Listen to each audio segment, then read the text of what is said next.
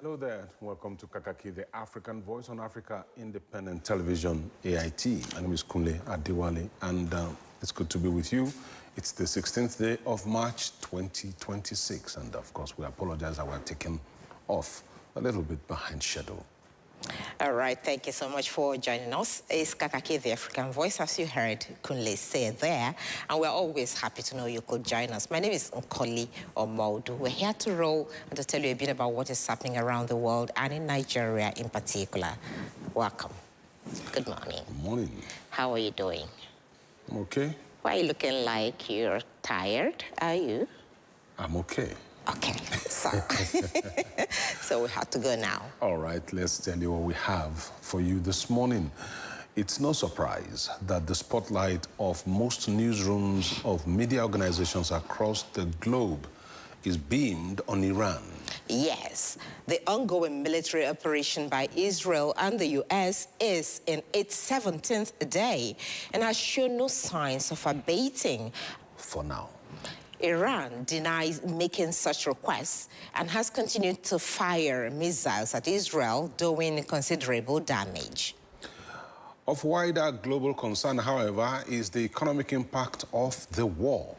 Oil prices are back above the 100. From the epicenter of the conflict in the Gulf, Nigerians are feeling the pinch of the war as the pump price of petrol has shot up to between 1,200 naira and 1,400 naira, depending on where you live. Not surprising, the prices of everything else has gone up, and sharply too. Yes, indeed. Well, in the face of signs that things are not likely to improve anytime soon, the Nigerian government has been called upon to intervene by coming up with measures aimed at cushioning the hardship the people are heading into. All right, we'll talk about that this morning. However, Nigeria's political landscape is experiencing significant shifts, with several politicians defecting from one party to another, particularly to the ruling All Progressives Congress, APC, and the Action Democratic Congress, ADC. That's another issue altogether. Well, it's just not everyday politicians. It's also state governors, federal and political leaders who have dumped the party.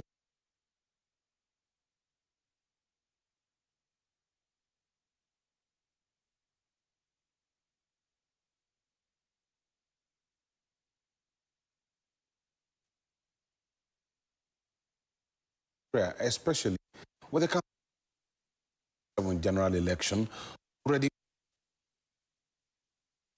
of cross-carpeting, or should I say carpet crossing, worth interrogating. And well, that's exactly what we will be doing on Kakaki, the African Voice, this Monday, as we'll be joined by Honorable Chinedu Obika, representing Buhari Amak constituency in Nigeria's House of Representatives.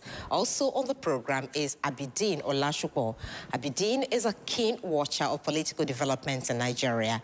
He was a prominent election observer in last month's area council elections in the Federal Capital Territory. So that's the outlook for this morning, but don't forget that without you, there's no program. So don't forget to join us. You can be part of the program by sending your views and comments to all our social media handles on Facebook, X, Instagram, and YouTube.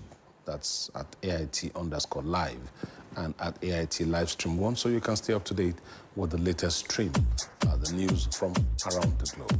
And if you want to hook up on our YouTube channel, please do type Africa Independent TV or Africa Independent Television. That's where you can find us on YouTube channel. Yes, indeed. Of course, we will be taking other segments of the show, but that will be after the world news, which Kunle, of course, will be bringing your way. Stay with us. Black Miller.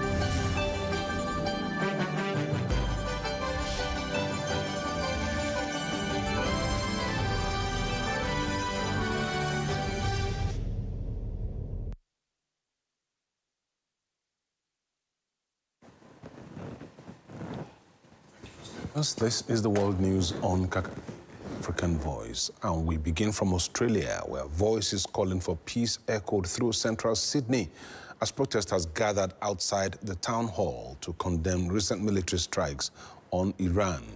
Carrying placards and chanting slogans, demonstrators criticized the actions of the United States and Israel, saying the attacks have worsened civilian suffering and increased tension in the Middle East.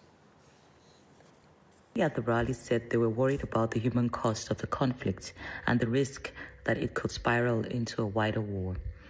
Protest organizers argued that the strikes, which they say began escalating in late February, have led to greater destruction and instability, not only in the region but also in the global energy and financial markets. For several participants, the protest was also about Australia's role in international security alliances. Speakers at the rally urged the government of Australia to withdraw from the AUKUS Pact, warning that the agreement could pull the country into conflict it did not start. Protesters also called the military strikes illegal and demanded an immediate end to the fighting. As the demonstration continued in the heart of Sydney, participants said their message was simple: a call for diplomacy and dialogue instead of escalating violence. A quiet night in central Gaza turned tragic after an Israeli airstrike struck a home in the Nuseirat refugee camp, killing 4 people, including 2 children and a pregnant woman. Hospital officials say the strike hit the family house early on Sunday.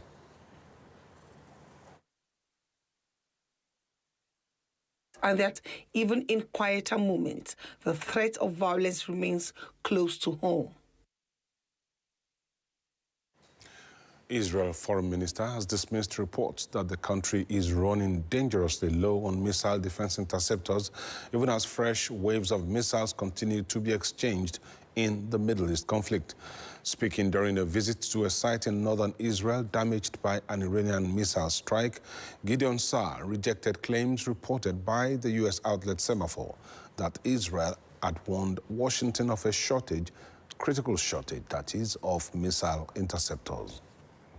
For residents living close to the impact zones, the war...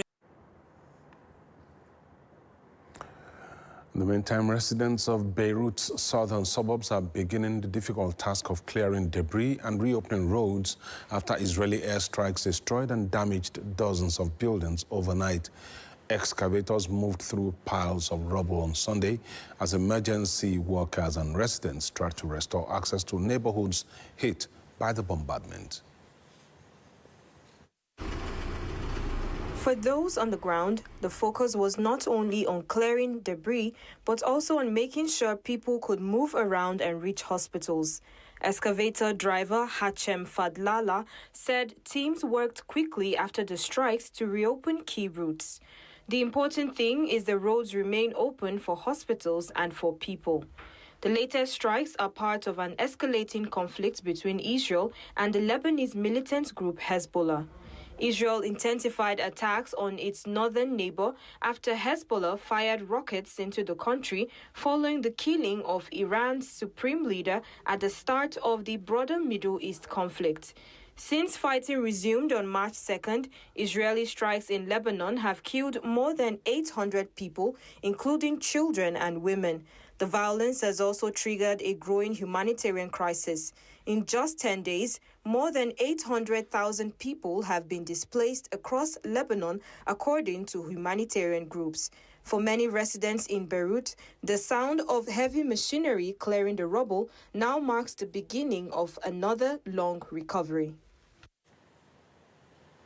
Now let's go over to North Korea, where the leader of that country, Kim Jong-un, has overseen a live fire rocket launch exercise, this time with a familiar companion by his side, his teenage daughter. Here's the report. To the state media, Kim observed the test of multiple rocket launch systems along the country's east coast, accompanied by his daughter Kim Joo-ae, who has increasingly appeared beside him at high-profile military events. Images released by the state-run Korean Central News Agency showed the pair walking near large military launch vehicles as rockets were fired during the exercise. For many observers, the scene carried both military and symbolic significance. The drills reportedly involved a dozen 600mm rocket launchers designed for what North Koreans describe as ultra-precision strikes. Kim said the weapons could expose enemies within a striking range of more than 400 kilometers and demonstrate what he called the destructive power of tactical nuclear weapons. The test came as tensions rise on the Korean peninsula during the annual Freedom Shield drills conducted by the United States and South Korea, exercises that North Korea frequently condemns as preparations for invasion. South Korea's military says it detected about 10 ballistic missiles launched from the North Capital Region towards the Eastern Sea. Officials in Seoul described the launches as a violation of the United Nations Security Council resolutions banning North Korea from carrying out ballistic missiles activities. Beyond the military message, attention has also focused on Kim's daughter, who has accompanied him to missile tests and military parades since 2022, fueling speculations among analysts that she may be gradually introduced to the public as a potential future leader. For now, the images of father and daughter watching rockets streak into the sky offer a striking glimpse into both North Korea's military posture and the tightly controlled symbolism of its leadership. In the meantime, delegations from the United States and China have met in Paris to begin a new round of economic and trade discussions as the world's two largest economies attempt to manage their complex relationship. Officials from both sides gathered Sunday morning in the French capital, with journalists looking on as the high-level talks got underway.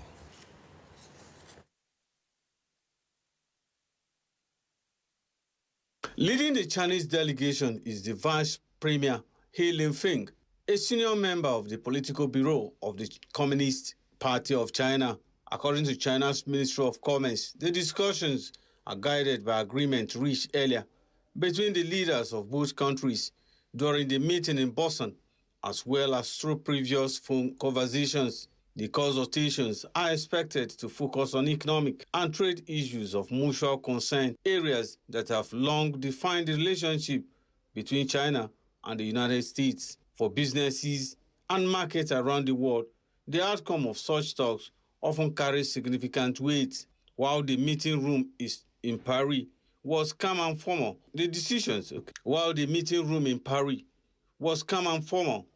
the decisions that may follow could shape the trade flow, investments, and economic ties between the two global powers. For now, the talks marks another step in ongoing efforts to keep dialogue open between the rival economies.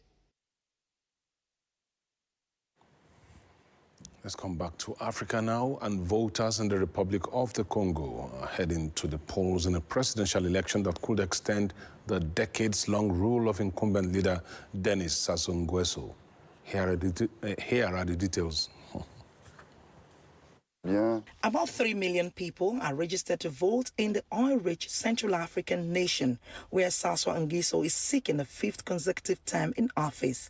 For many young voters, however, election day comes with mixed feelings. Austria Nganga, one of the voters who cast a ballot on Sunday, said his hopes are tied to a candidate who he believes understands the struggles of young people. Political analysts say the veteran leader remains the clear favorite. 6 other candidates are challenging Sassou Nguesso, but none is seen as posing a serious threat to the incumbent. In the capital, Brazzaville, campaign posters and billboards bearing the president's image line major roads, reflecting the scale of his campaign compared to those of his rivals. 2 major opposition parties have boycotted the vote, alleging unfair electoral practices. Sassou Nguesso first came into power in 1979 and briefly stepped down after multi-party elections in 1992 before returning to power following a civil war in 1993. 1997. A constitutional referendum in 2015 removed presidential age and term limits, allowing him to seek further terms.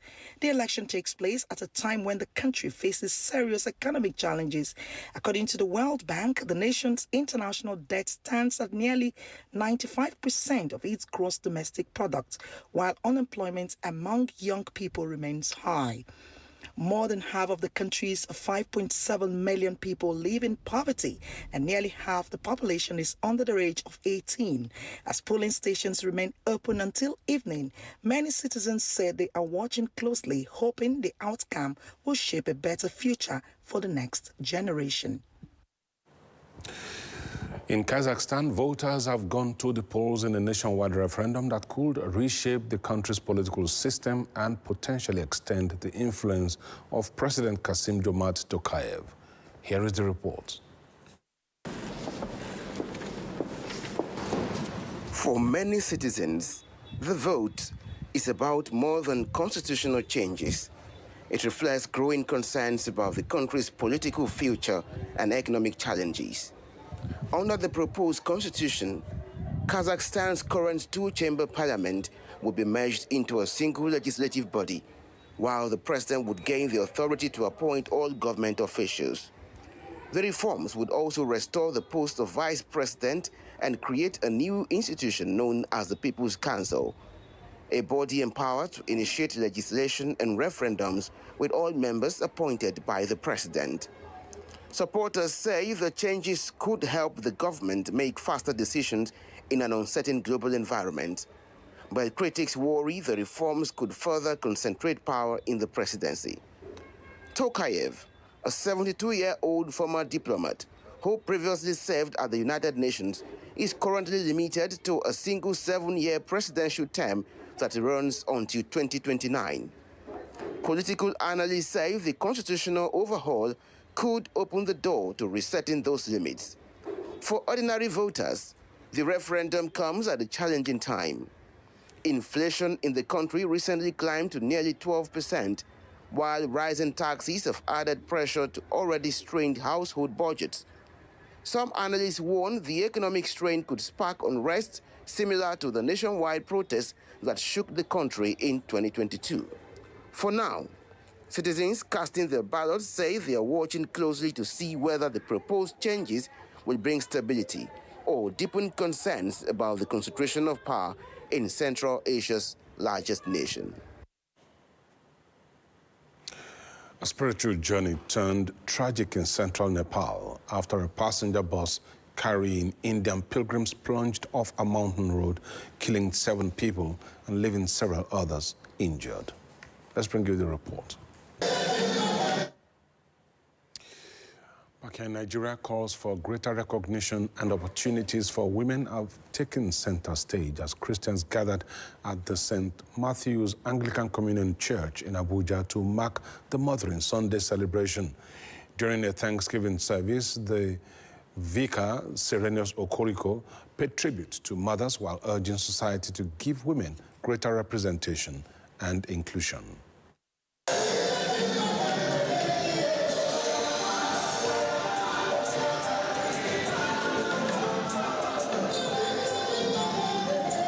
Beyond the flowers and celebrations, the day carries deep spiritual significance.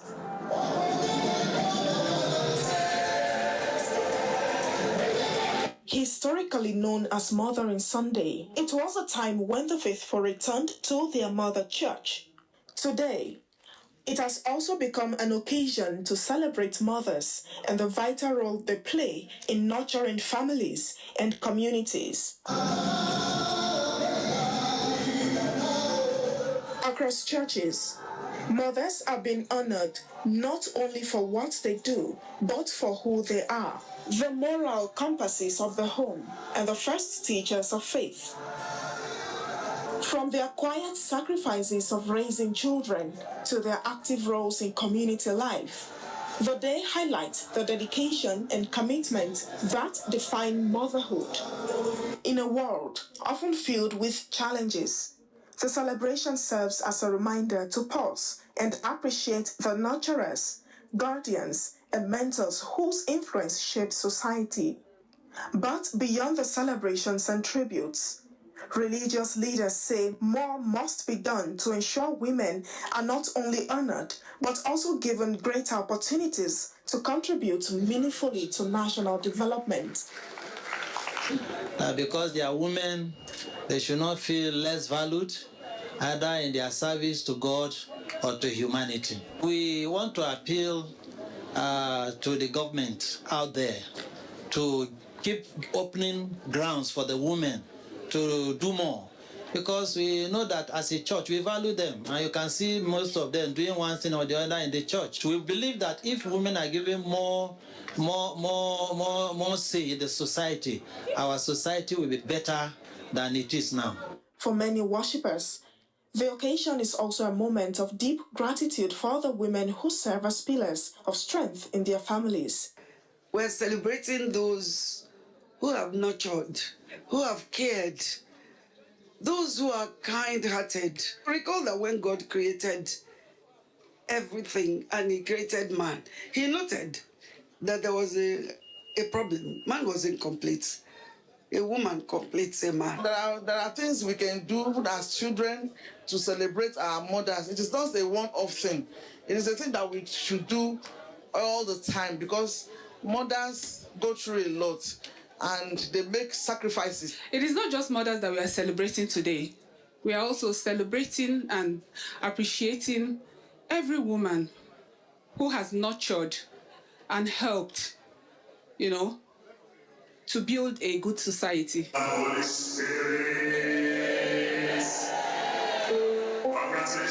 Chida Majakodomi, AIT News, Abuja. And in Rivers State, the governor, Similahi Fubara, has felicitated with all mothers in the state on the occasion of Mothering Sunday. In a goodwill message to commemorate the day, the governor paid glowing tribute to the women folk, acknowledging the strength, resilience, and unwavering commitment of mothers to nurturing children, the future leaders of the nation. He commended women for their selfless love, care, sacrifice, and tireless efforts in shaping families and communities.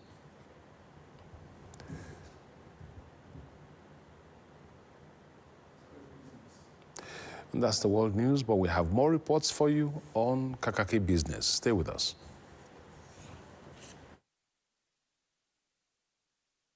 Welcome to Kakaki business. I am Olamide Ario. Oil prices may extend their rally at the start of the week as the U.S.-Israeli conflict with Iran enters a third week, raising concerns over potential damage to oil infrastructure and continued closure of the Strait of Hormuz, a key route for global crude shipments.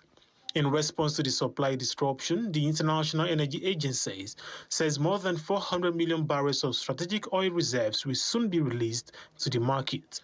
The record drawdown is intended to ease the sharp price increases triggered by the escalating tensions in the Middle East.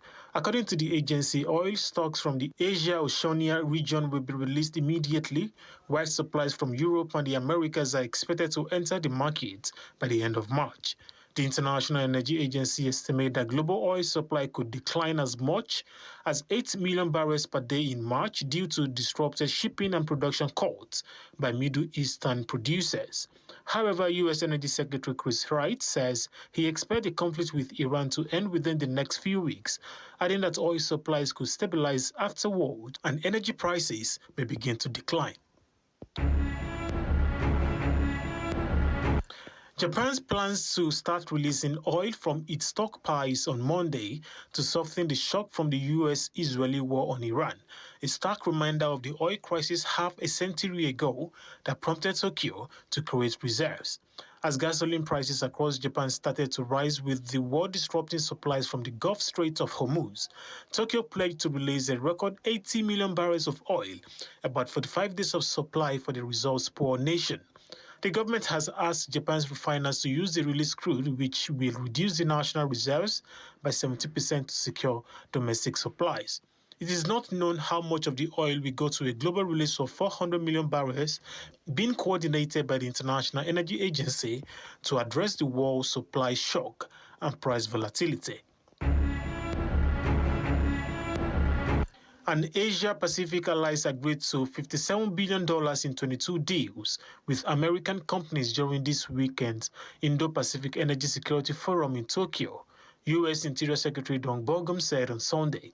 In an interview on Sunday Morning Futures, Burgum also said Japan is interested in buying more U.S. oil.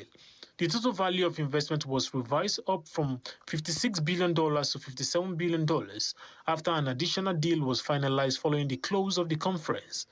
Burgum said the forum underscored the need to sell energy to our friends and allies so they are not forced to rely on enemies. He also noted that Japan is helping lead the coalition of nations to put more oil supply in the market. A civil society organization, the Social Transparency and Youth Leadership Advancement Initiative, has called for an administrative review and governance reforms at the National Hydroelectric Power Producing Areas Development Commission, HYPADEC.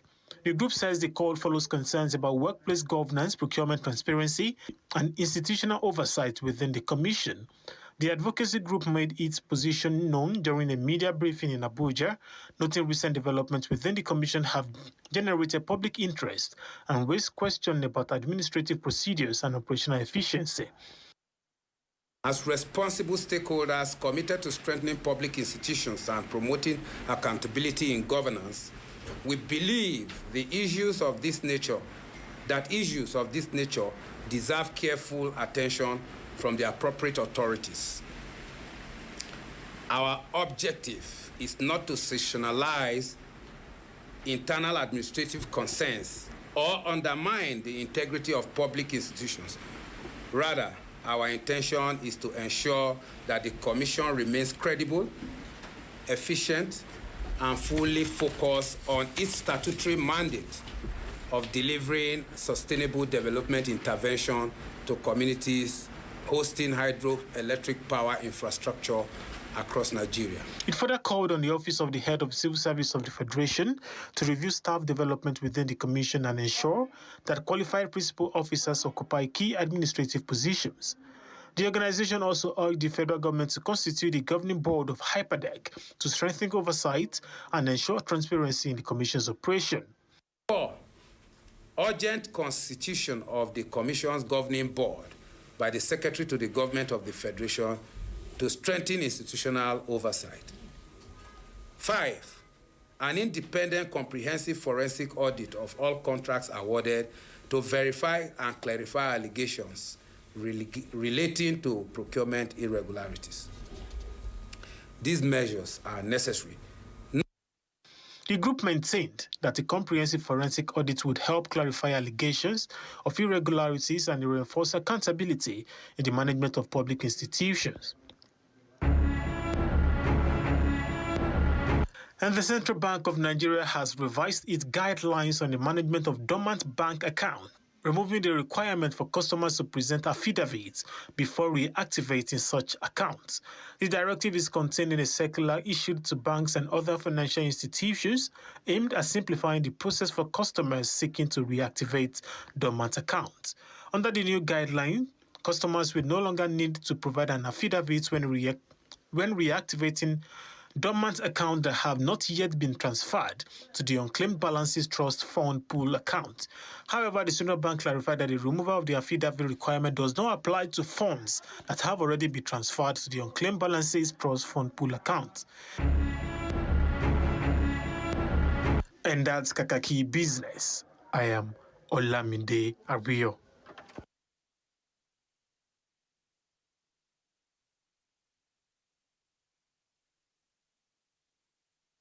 All right, thank you so much, Olamide, for that package there. Now it's time to talk sports. And of course, Kakaki Sports comes to you Mondays and Fridays on this program.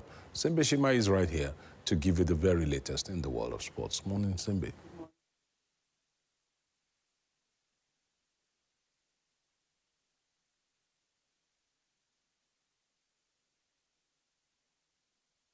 Yeah. Of course, it's a very interesting time, really. So let's have it. All right, thank you very much. And good morning, welcome to Kakaki Sport. Well, a lot has been going on in the world of sport, and this weekend was packed full today, and I will not be starting where it serves Nigeria. Therefore, the FIBA Women's World Cup qualifying tournament ongoing.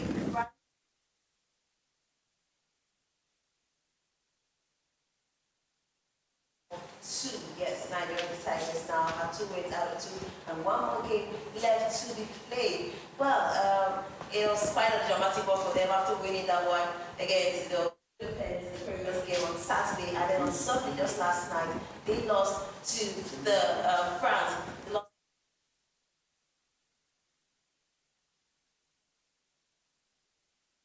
a massive one there for the Tigers now. But just to tell you that the Tigers are already qualified for this tournament. They are just playing these qualifiers, to prepare them for the FIBA Women's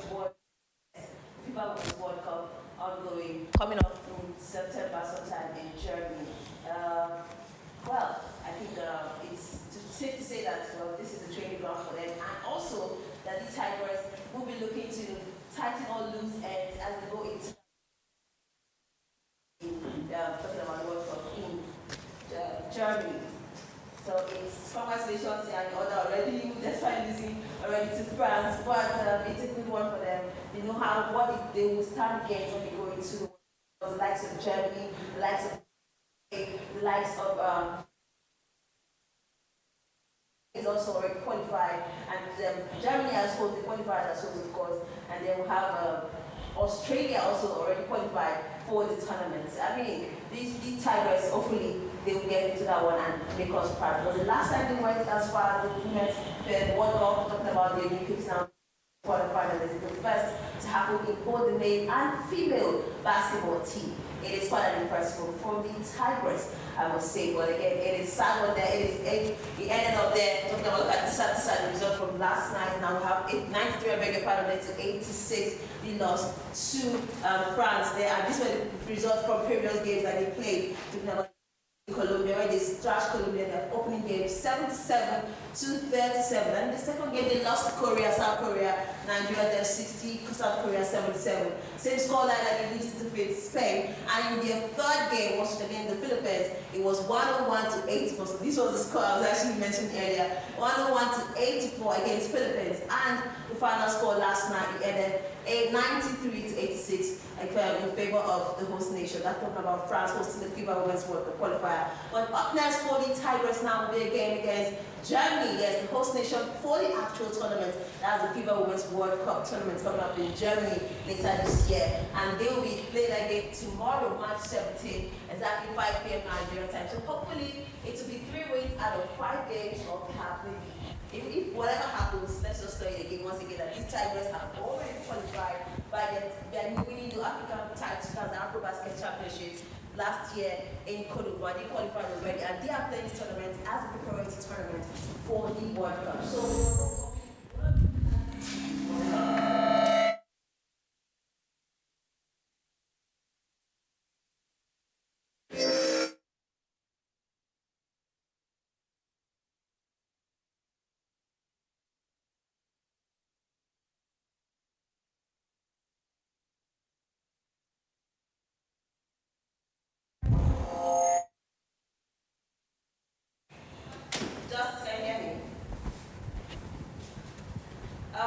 you have to try to unmute yourself. Can you hear me now? Morning. Yeah, I can hear you loud and clear. Good morning, Justice. So let's begin with the world of football. Begin right from here at home. I mean, the matches were done March day 30 in the Nigerian Premier League. And like I always say, it's getting very intense. It's always like this when the league tries to get to its climax. What do you make of this? Nassau United, Enugu Rangers, and Rivers United all battling for the title. March day 30, 8 more games left to be played before the league wraps up. Who do you think will take this one home? And what was the highlight for you, or the biggest result for you March day 30, after March day 30? Simbi, I've always said that this year is Rivers United's title to lose.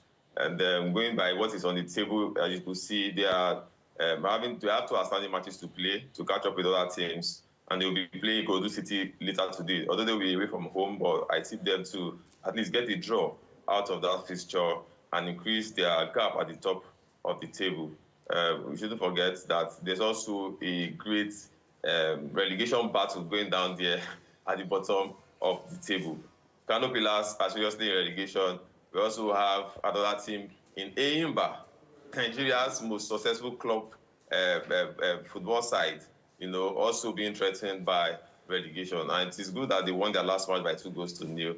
If not, they would have been in the bracket of teams that are in the relegation zone right now. So for me, it was that Enyimba picking up a 2-0 win over Plateau United, although Plateau United had a red card. That is the highlight for me this weekend, because I wouldn't want to see Enyimba, as a Nigerian symbol of club football, relegated. Okay. I thought you would say this is a Rangers season. I thought you would say this is a Rangers season, equalizing with the Enyimba as 9-time champions of the NPFL. But you don't seem to be optimistic about Rangers. That's your state's club, Rangers International. Sorry, Simbi, I didn't get that well. The audio seems to be very low. Rangers International, as the thinking, this is going to be their season to equalize their title, NPFL title with the Enyimba, 9-time champions. They won it last time, making 8 championship they had.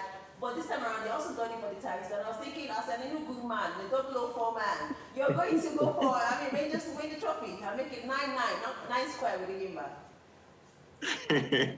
That won't be bad, but I'm just trying to be realistic here. Rangers, they are on 51 points. After that draw against Kwara United away, they couldn't score, and so it ended zeros. And going by the fact that Rivers United have 2 outstanding matches, already on 52 points, and Rangers, even after played 2 matches more, on 51 points. Don't forget, we have about 8 matches to go, and I don't think it would be realistic to expect Rangers to catch up with Rivers United. If Rivers are able to win away from Crude today, they'll be on 55 points. That will be a 4-point gap with 1 match to go. So I'm just trying to be realistic here, not sentimental or emotional. So I still feel strongly that Rivers United are the favourites this time around.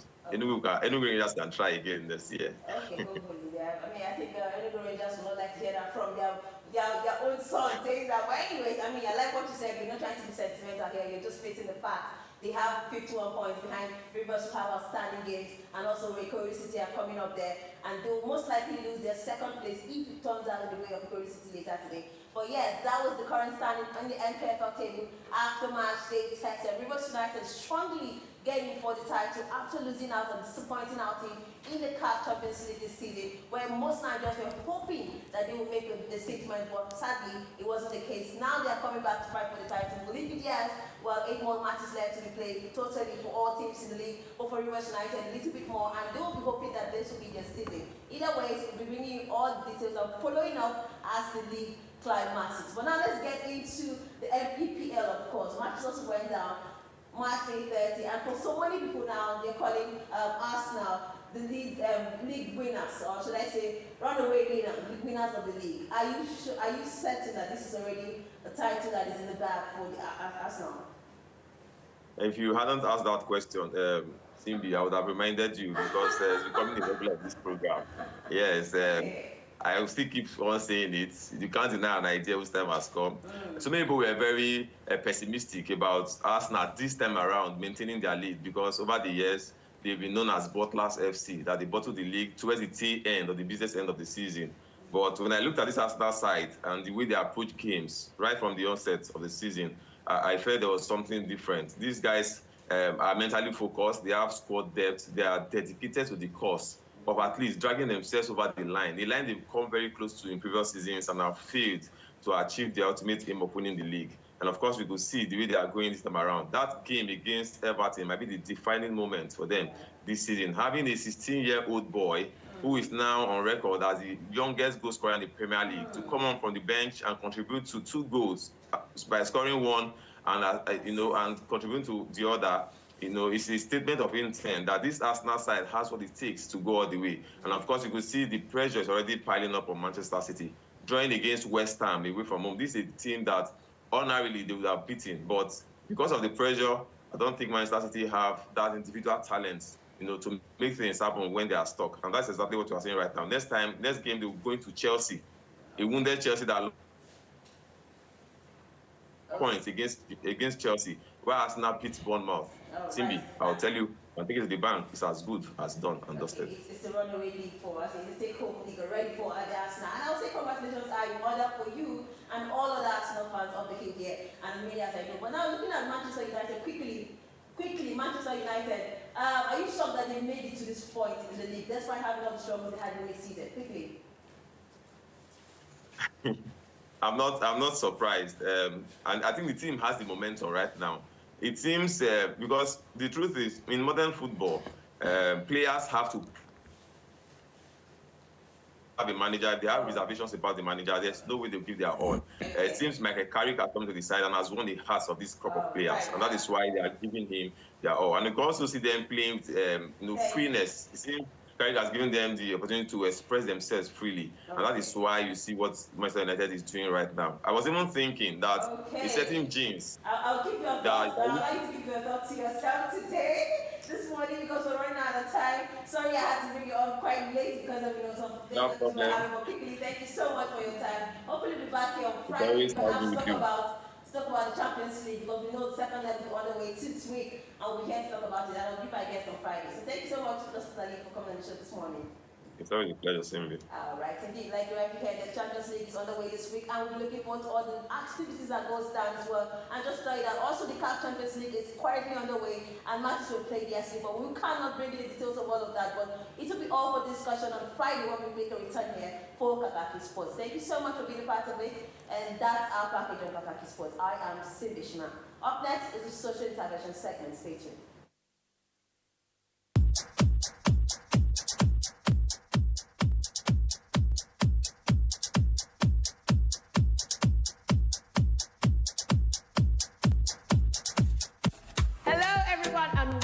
To Get Fit in 60 Seconds with Dolly Phillips. Now, everyone has 60 seconds in every day to spare. So if you're ready, let's go! Well done! I hope you had a great workout. Anyway, what I need you to do is to follow us on Instagram at Alpha Fitness Studios and subscribe to our YouTube channel, Alpha Fitness Studios, for free workout videos, free dance videos, sales and promos, and make sure you join us at the gym, Alpha Fitness Studios in Lekki Phase 1 next time you're in Lagos. So until the next time, bye-bye!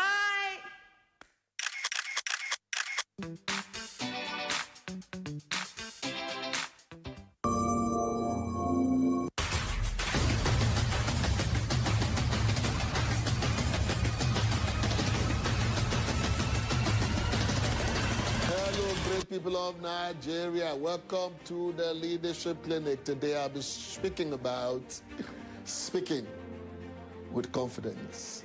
Have you ever had a great idea but couldn't get people to listen?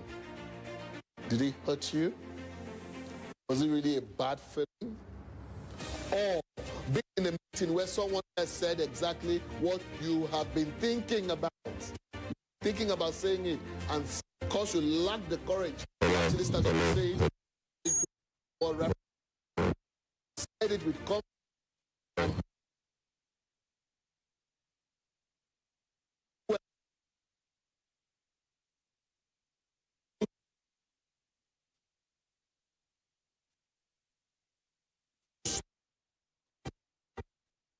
It's not just about being the loudest in the room. That's what people miss to be. Sometimes it's noise. It is about being clear, calm, and of course, setting. There's this bit of the French people say confiance. This bit of some level of confidence. Setting things up, sleeping becomes interesting. Stress. First of all, remove distractions. Some children may take longer, to do their homework because of television, smartphones, and other distractions. Allow your children to complete homework on their own. This will show the teacher the child's true progress and skill level. Take a nap after school every day. Honestly, that's my 2 kobo.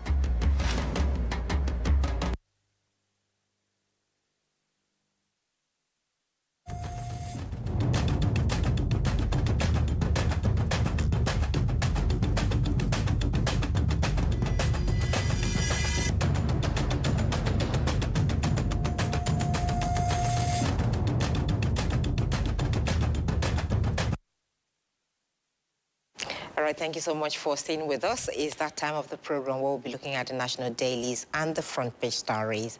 And you do know we don't do this alone. Our regular reviewer for Mondays is here, and I'm talking about Dr. Lemi Ugegbe, a human rights activist and a senior member of the PEM profession. Thank you so much, Lemi, and welcome. Good morning, Lemi. And Lemi will be riding alone today because his good friend, for some reasons, is not showing up today. Yes, are you dashing Lemi? On the reviewer's table, I mean. Okay. Yes, well, he's a friend of the house. Chris Wando won't be joining us today, but I do know that Lemi will do justice to the papers today, so let's go. All right, let's look at what the papers have for us for this morning, and we'll begin with the blueprint. That's where we start from. And the lead story, the top headline there, is the one that says U.S.-Israel-Iran war. NLC demands tax relief, cost of living allowance. There are riders to the story, too, says it's not a favor, but a right of all Nigerians, says rise in fuel prices compounding hardship on citizens. All right, let's check out the New Telegraph next, also leading with the Middle East crisis. It says NLC demands tax relief, cost of living allowance. How war threatens Nigerian business sustainability, and this is by CPPE. Iran guards vow to pursue and kill Israeli PM Netanyahu. Pope renews appeal for peace in Middle East. You can find details of this paper in many pages there, 2, 3, 5, and 6 of the New Telegraph. Let's go now to the Daily Sun. That same story casting a different headline. NLC lists effects of petrol price hike, and the writer says living cost unbearable for workers, demands immediate wage award, tax cut, relief. That's the top story. You'll find details of that on page 6 of the Daily Sun this morning. And petrol hike, NLC demands federal government's intervention. You have other riders says rising cost of petrol has worsened hardship faced by Nigerian workers. Wants public refineries to become fully operational to reduce dependence on imported petroleum products. Now, this story is the big story on the front page of the Daily Monitor this morning. And when you go to the Business Diary, it takes another look at that same story. It says Nigerians groan over transport fare hike as fuel price adjustment continues amidst ongoing U.S.-Israel-Iran war. You'll find details of that story flowing from that front page straight to page 2 of the paper this morning, the Business Diary. And to the Business NG, probe 5.9 billion naira spent on NNPC rebranding. Syrup petitions Tinubu. You can pick up the paper and read up. And then you have another story there. Bauchi governor in defection talks as APC woos PDP governors forum chair. Also making the Business NG this morning. Okay, let's go to the Standard Times. And the top story there is also about the 5.9 billion naira. And the headline says, probe alleged 5.9 billion naira spent on rebranding NNPC to NNPCL.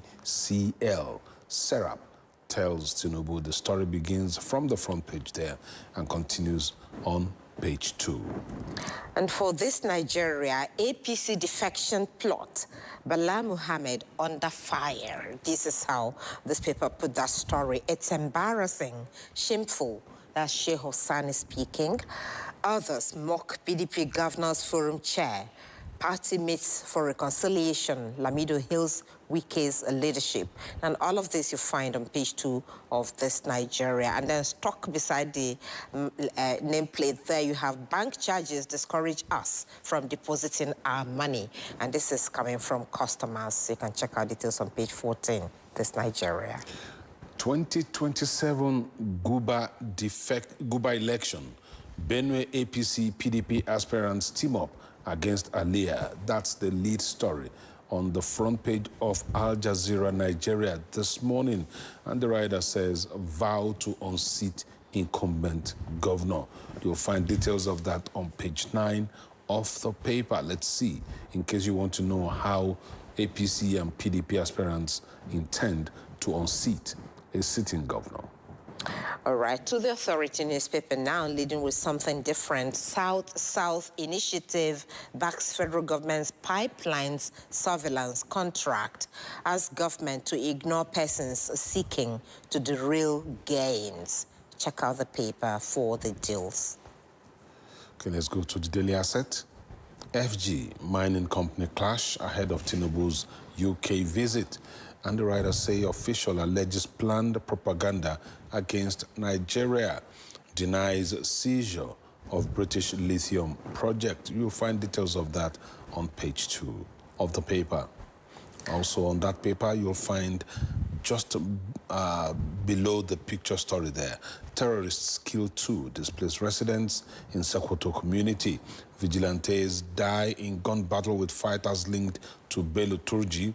And NAF, that's the Nigerian Air Force, approves 12-month salary for families of fallen personnel. The Daily Global newspaper is talking about the 2027 elections. It says Tinubu wants to contest against himself.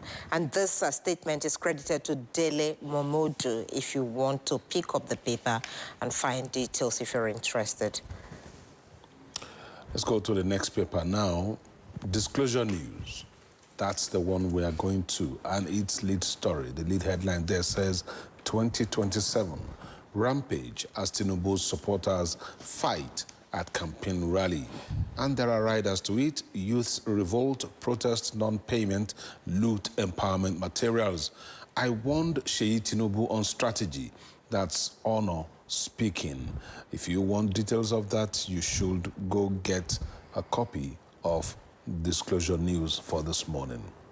And to the Observer's Times, where is the money?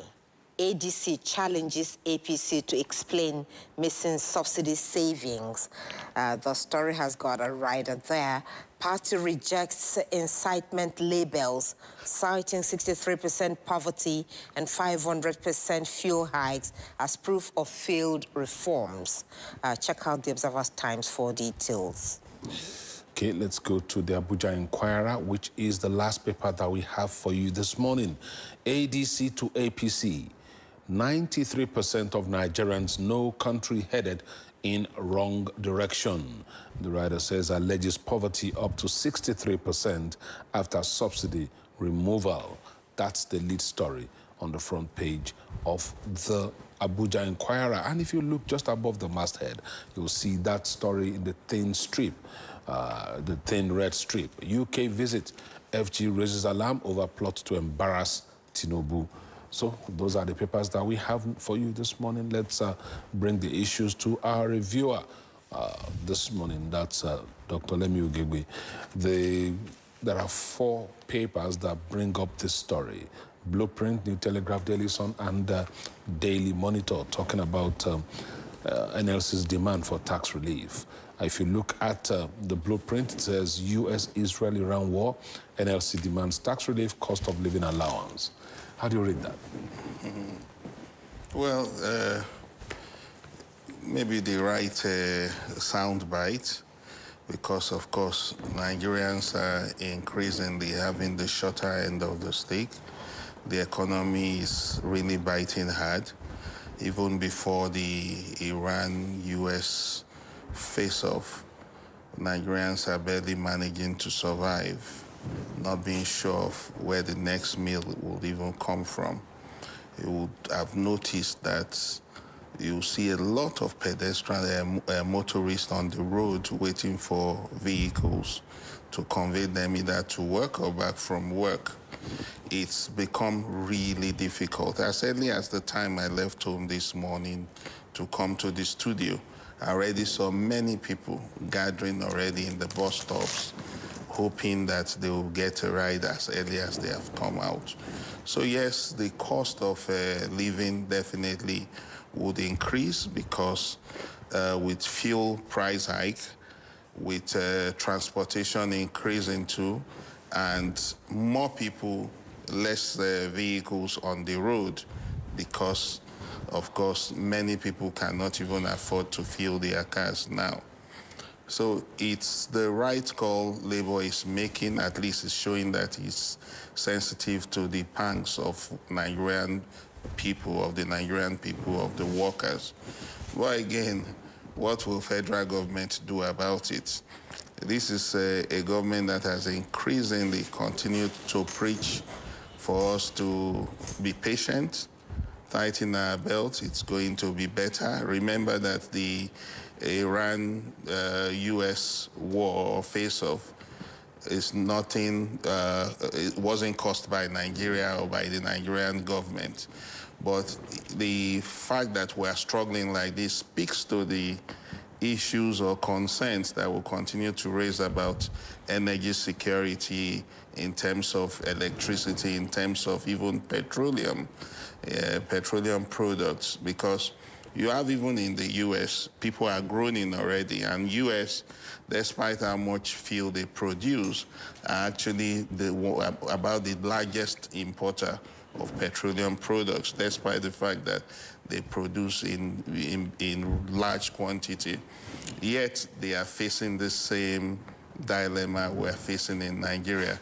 It is only tougher in Nigeria because long before now, over 143 million Nigerians were multidimensionally poor. So the more the hardship increases, the more people are falling into the poverty dragnet. What can be done?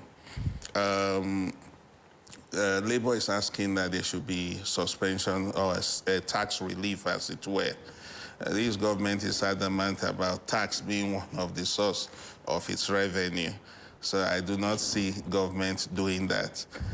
Will government subsidize fuel to the point that Nigerians can buy it cheaper? The answer can be taken from the inaugural speech of President Bola Ahmed Tinubu in May 2023, when he took over and clearly declared subsidy is gone. So I think that Nigerians really need to brace up for the harder times to come until maybe such a time that the war eases off, then we'll probably get our reliefs. But I do not endorse this idea of governments going to do palliatives, because the palliatives in case are not transparently done. Every time there is that issue of palliatives being provided, it seems to open room instead for a lot of malfeasance. It seems to open room for government officials to make money rather than really alleviate the suffering of the people. So we need to institutionalize processes that probably make life a little easier. One, can we have our public infrastructure work? Water provided by the water board. Can we have public education sector also function well? Can we have the public health function well? If these aspects run well, and Nigerians do not need to pay cutthroat prices to get the services, health services, medical services, educational services, and of course, infrastructure that is basic for life, like water, then we probably will not be as hard done by as we are right now as a people. You know, when it comes to petrol, once there's a hike in petrol, like you just said, everything else is affected, transport and all of that. And I'm wondering if the spiral effect this is having is even affecting fire service as we speak. Because before now, I used to see, you know, when fire service people will come for emergency fire outbreak, and what you hear is that they've not got no water. In the early hours of this morning, a house just opposite mine was caught up in flame, 2 a.m. Fire service came, really, eventually. By the time they arrived, the damage has been done, only to discover that the tanker they came with had no petrol. and were asking neighbors if they had petrol that they can use, and they had to go out to look for black market to buy at the time. So this shows that if this continues for a very long time, from what you have explained, and there's no cushioning effect, then Nigerians will actually go through a lot of issues. But let's leave that and look at the next story. All right, let's talk to, let's speak to the next issue here. And the Business NG and Standard Times have that story. Probe 5.9 billion naira spent on NNPC rebranding, Serap petitions Tinubu. And I remember that last week we were talking about this. I think it was on Tuesday. So who spends 5.9 billion naira, almost 6 billion naira, rebranding a company? Well, it's an interesting thing, especially when you have a struggling economy. It definitely has to be of concern to think that about 6 billion is spent on 6 billion naira is spent on rebranding. Well, ordinarily, if you are to play the devil's advocate for NNPC Limited, they have privatized based on the Petroleum Industry Act. They are now supposed to be a private company, and usually when companies are transmuting like that, they spend a lot on rebranding. However, that's the argument on that side. However, it is important to interrogate it like Serap is doing, investigate it and say, okay, let us open the books up and justify. You know, if the procurement processes, if the processes for rebranding is done in an open and transparent manner, then we should not be afraid, the NNPC Limited should not be afraid of a probe. Dust up his books, open it up. And Serap, you must commend Serap for always, despite how difficult it is in our terrain, taking up such advocacy and using the instrumentality of the Freedom of Information Act, because they have invoked the Freedom of Information Act to ask that these justifications be done. We hope that the NNPC Limited can also open up its books, respond to the inquiry, because I think they've made this inquiry, they've not gotten the response as it were. And under the Freedom of Information Act, it is criminalized that when an FOI application is brought to you, you must respond. It is not like in the intelligence services, in the security services, that you say, no, these ones are no-go areas. You cannot disclose for national security's sake. The NNPC Limited has an obligation to actually respond to the questions being asked by Serap, in fact, on behalf of Nigerians. And the president, too, who is the Minister of Petroleum, as it were, has been called up to actually wade into the matter. We must be a people guided by the rule of law, not the rule of men. We cannot continue to run institutions as if they are our private businesses. It is important that all public office holders, when called to account, must be able to open up and account to the people, because it is taxpayers that are actually paying their salaries, and therefore they owe us a debt of duty to explain this. So Serap is in the right direction. It is just that it is important to also call for the strengthening of other institutions like the judiciary. Can we have the judicial arm strong enough to interpret and bring to bear the enforcement of the FOI when a government agency fails to comply with it? These are the reasons people are so act in such disregard to requests by Serap or by any Nigerian citizen. Under the law, every citizen is empowered to request for accountability, and that is what Serap is doing. Okay, a couple of comments on our social media space, YouTube in particular, so let's take them and then we continue. Michael Movudu says the worst part of it, no electricity to watch news, even to pump water. We still rely on buying the fuel to power generator. What can we say we're enjoying from Nigerian government? He's asking there. And then Atlivinu Sobi says, good morning, Nigerians. I think it will be good enough for AIT to tell we, the viewers, why they have not been online for some time now. At least we are here now, leaving us, and we're here to serve you better. Thank you for that observation, and we have corrected whatever technical issue we had, and we're here to serve you, and thank you for always being there. We also have Atebonye Francis, bogus spending is too much in this government, so what's there to probe on NNPCL? He's asking. We'll take your comments as we continue. Alex Sanchez is talking to you. He says you are humble this morning. Let me read his comment. He says, I can't believe this guy can be this humble. This guy that didn't allow Buhari drink water and drop cup. Now we have 10 times worse than Buhari. And he is this gentle. Anyway, let's get back to the papers and see the next issue, issue that we're looking at, and that's on the front page of the Authority newspaper this morning. South Initiative backs FG's pipeline surveillance contract.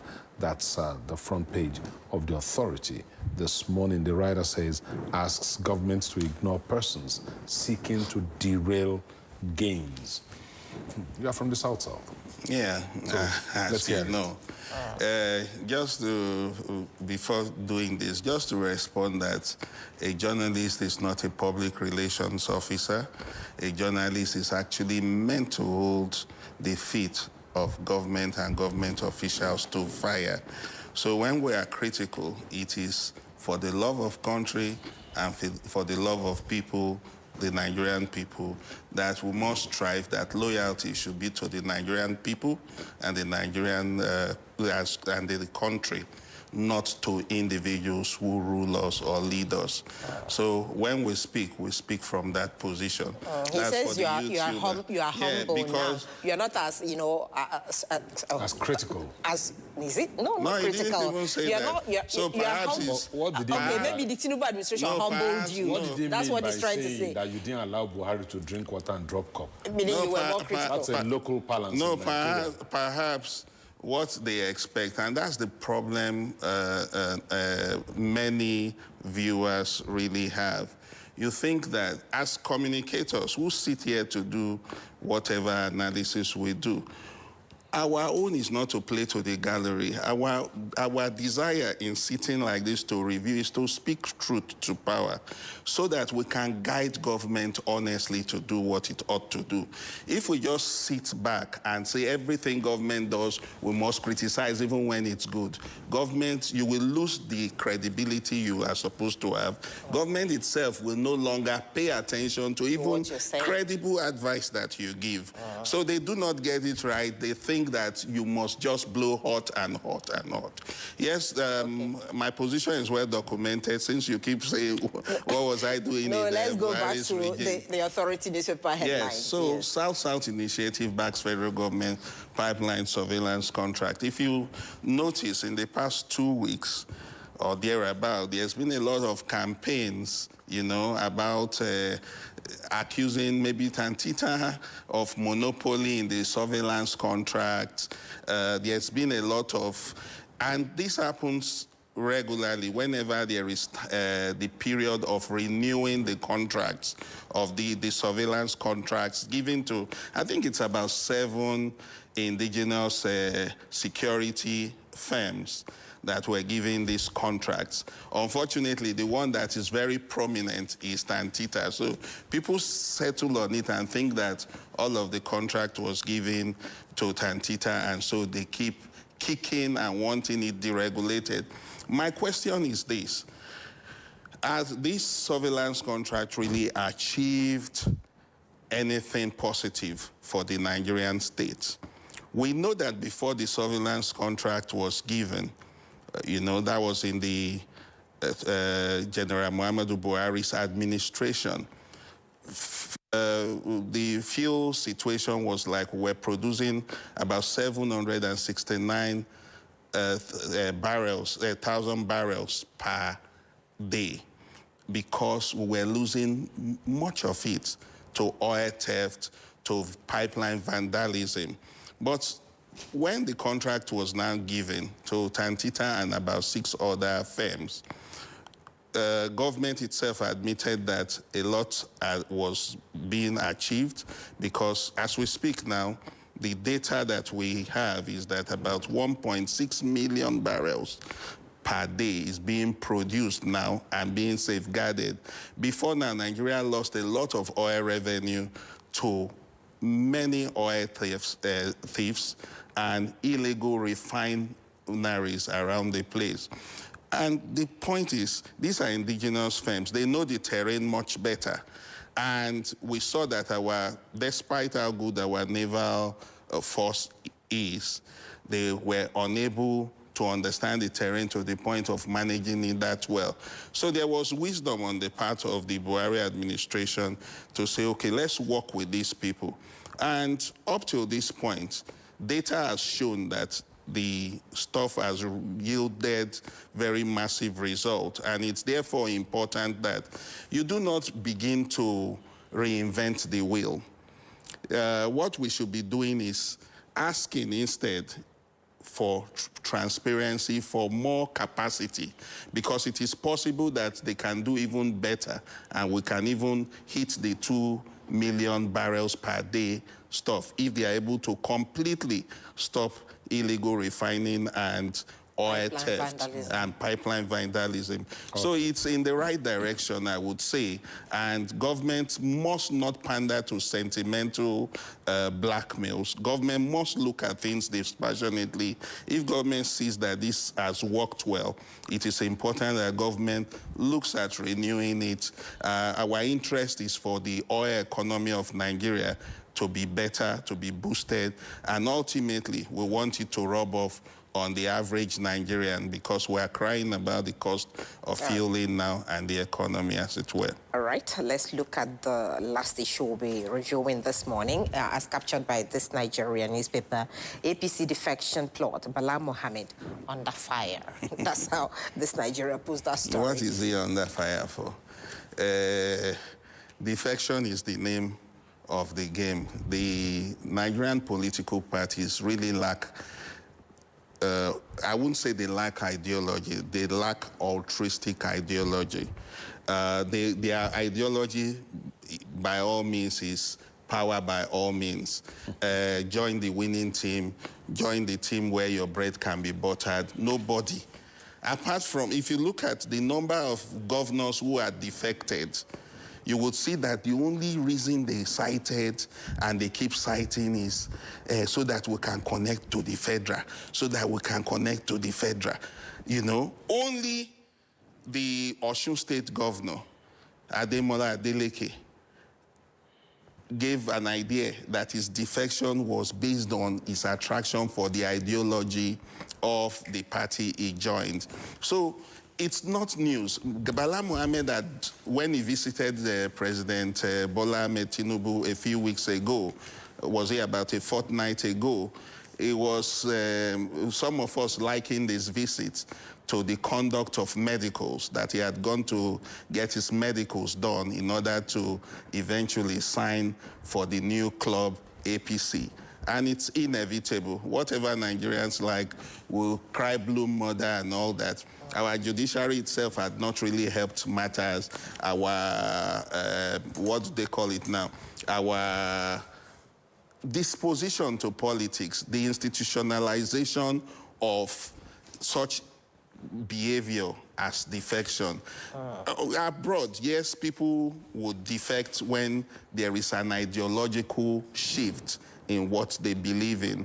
But here, they defect because they want to connect to the strong man at the center in order to get favors. And Bala Mohammed is just himself. Having done his medicals, it's natural that he will lace his boot for the new club. We are waiting for the contracts to be signed. The story is that the conditions that he's being given is not as good as the other ones who defected earlier. Don't worry, it's more stringent. President Tinubu is a player. He's a a master negotiator. They will eventually resolve it. So Bala Mohammed was not even as tough as some other people who had defected. It looked almost impossible. It looked difficult that the Plateau State governor was going to get inroads because you already had the national chairman of APC, who also has political interest to be governor of the state in APC. So it was a very tight whatever, but the president being a master strategist and negotiator, and the governors themselves also being people who just feel that it is easier to play the politics of joining the ruling, the leading party in the country. And that speaks to the failure of the quality of politicians that we have, and that's why opposition is in dire straits. We're hoping that they will still get it right.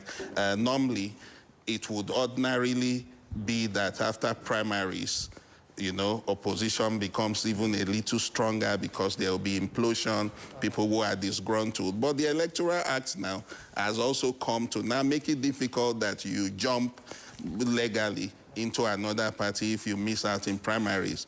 So you will probably now be in a party, but give your goodwill political support to another party once primaries are done. All right, Thomas, thank you very much for your time with us on the newspaper review. We'll be speaking with Lemi Ugebe, looking at the national dailies and the front page stories. Doctor, you're welcome once again, and do have a great day. Thank you. All right, peeling away from the newspaper review, let's go straight into our very first conversation this morning. Of course, everyone in Nigeria, not just in Nigeria, across the world, is feeling the pinch one way or the other that has been brought on by the war against Iran being waged by the US and Israel. The price of petrol, I took a peek at some signposts this morning on my way to work, ranging from 1,200 naira per litre to 1,330 naira per litre, depending on where you are.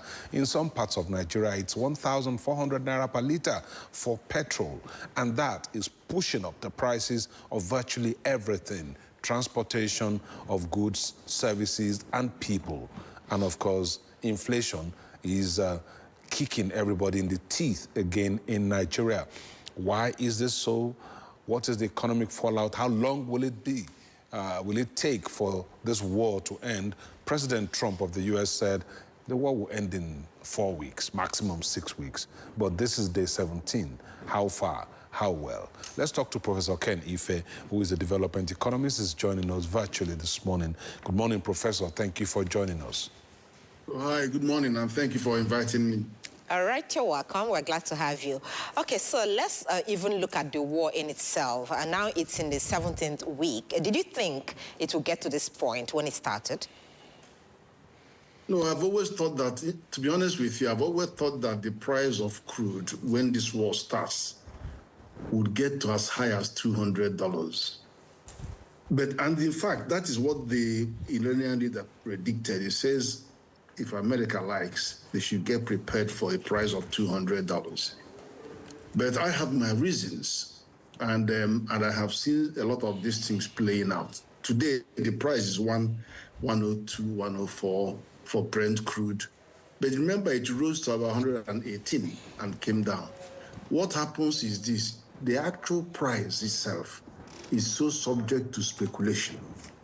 So that's why the spot price always differ from the benchmark price.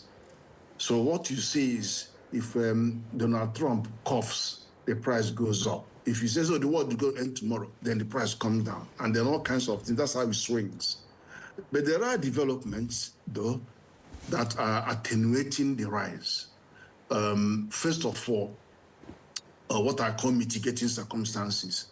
First of all, Russia, the fact that Iran has started attacking, it first attacked the sites, the American military bases. But they went beyond the military bases to start attacking some oil installations because he wanted the message to put some fear in the minds of the Arab leaders that, look, it's not just the American base, but also want to disrupt your operation. so that they can actually feel the heat in terms of oil price. And then Indian vessel went through, and then it's actually now changed position to say, look, provided you buy your fuel in yuan, we will let you go through. Now that is devastation, because American currency has been built on what we call the petrodollar. In 1974, when OPEC was formed, I remember that was when I did my school certificate exam, and I was told to write an essay. We wrote a national essay, and I actually I was #1 in the country. We wrote on this particular OPEC, where Kissinger was threatening the Arab states that they're going to attack them. They're going to attack them because of they are abusing natural advantage over oil. But the way they calmed it down was to now end up signing an agreement with them to say, okay, as long as crude is sold and bought in dollar, we will provide you protection.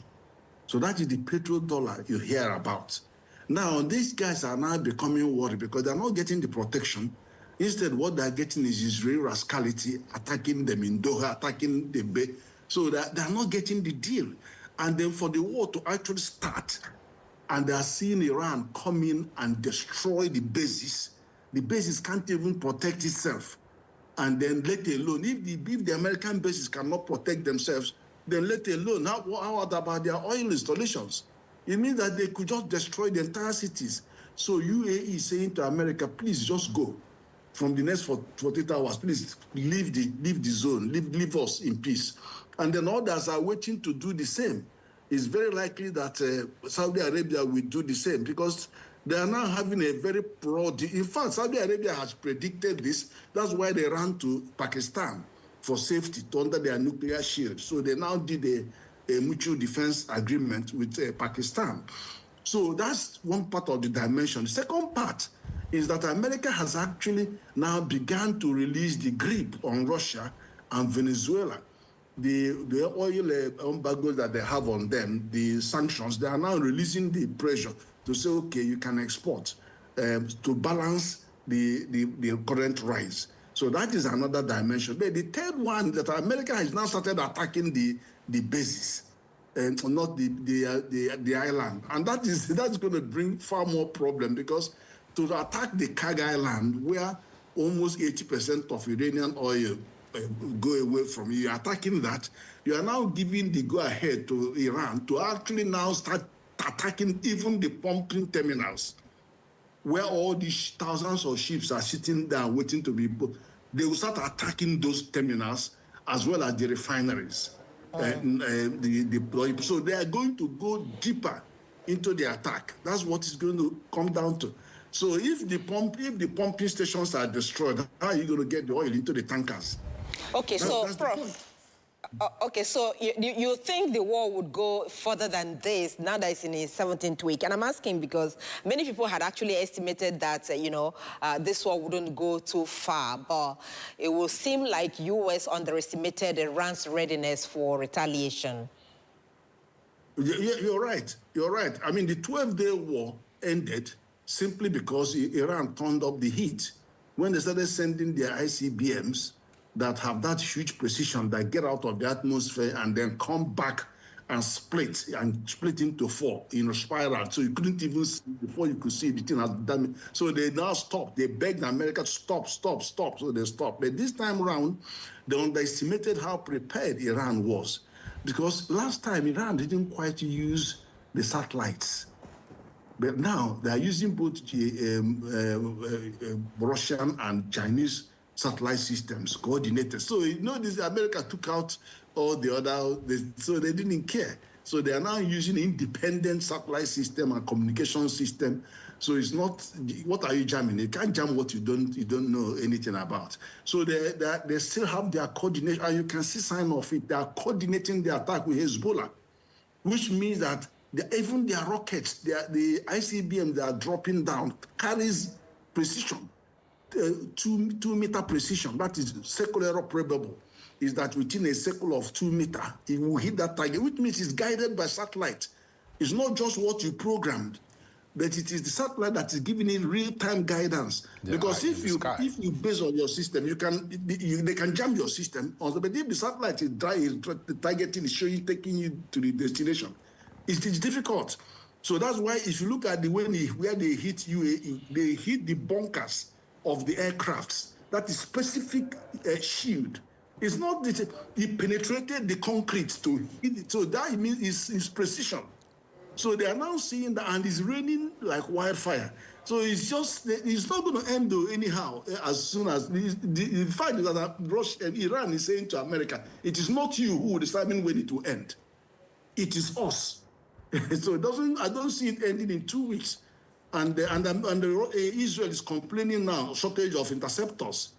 They didn't know they would fire as much, and they didn't have enough. And then America is in shortage because China has blocked the rare earth minerals. Now trying to force Australia into an agreement to secure Australia says, no, you can't do that. Because China has over 80% of the processing facility for rare earth minerals. And do you know, let me give you an example. About 20,000 components are required to build these big missiles. Now, 80% of those are rare earth minerals, which is controlled. So you can imagine, America has never considered supply chain disruption in their national security arrangements. They never looked at supply chain disruption in their economic calculus. So that's why they have been hit. They didn't prepare enough. And of course, he doesn't take advice anyway. Trump doesn't take advice. He was advised not to go into this war because that is their general. They are not ready. He didn't care.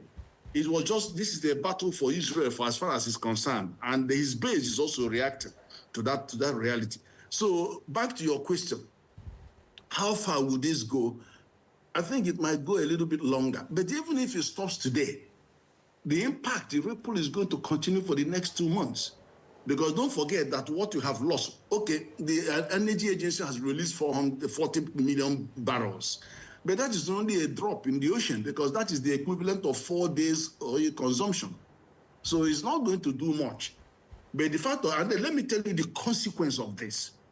Now, China, Russia, Kazakhstan, they blocked export of refined products. They've blocked them. They've invoked force majeure and blocked the export. Now, put Nigeria as why would Nigeria be sending crude to China when China has blocked export of refined products? Is that not what happened during COVID-19? That was what happened. India and many other countries stopped exporting drugs. So it is now we can die, and meanwhile we were sending them the raw materials. So this is exactly playing out. And Nigerians are still sending the crude out when you should focus on domestic refining to give Nigerians enough crude to sell. But Prof, you talked about Nigeria still sending crude out to Chinese refineries, but we do know that oil is sold on futures, and the oil that is being sent out right now has already been paid for. So how does that factor into this argument? No, what you do is you declare force majeure, and that is what all of them do. They declare force majeure. NNPC should declare force majeure. Government will declare force majeure. And what it means is you're not going to cancel your obligation to completely. You said, okay, we will cut down. Maybe 50% of what we produce will now be sold. So everybody will get like 60% of what they have ordered. Yeah, but I understand your argument, Prof. But my question really is, even if Nigeria declares force majeure, how much of our daily output as a nation can we refine locally? Even if we take 50% of our daily output of 1.6 million barrels per day, and we say let's send half out, can we refine the rest? Do we have the refining capacity? Look, Dangote alone has capacity for 700,000 barrels a day.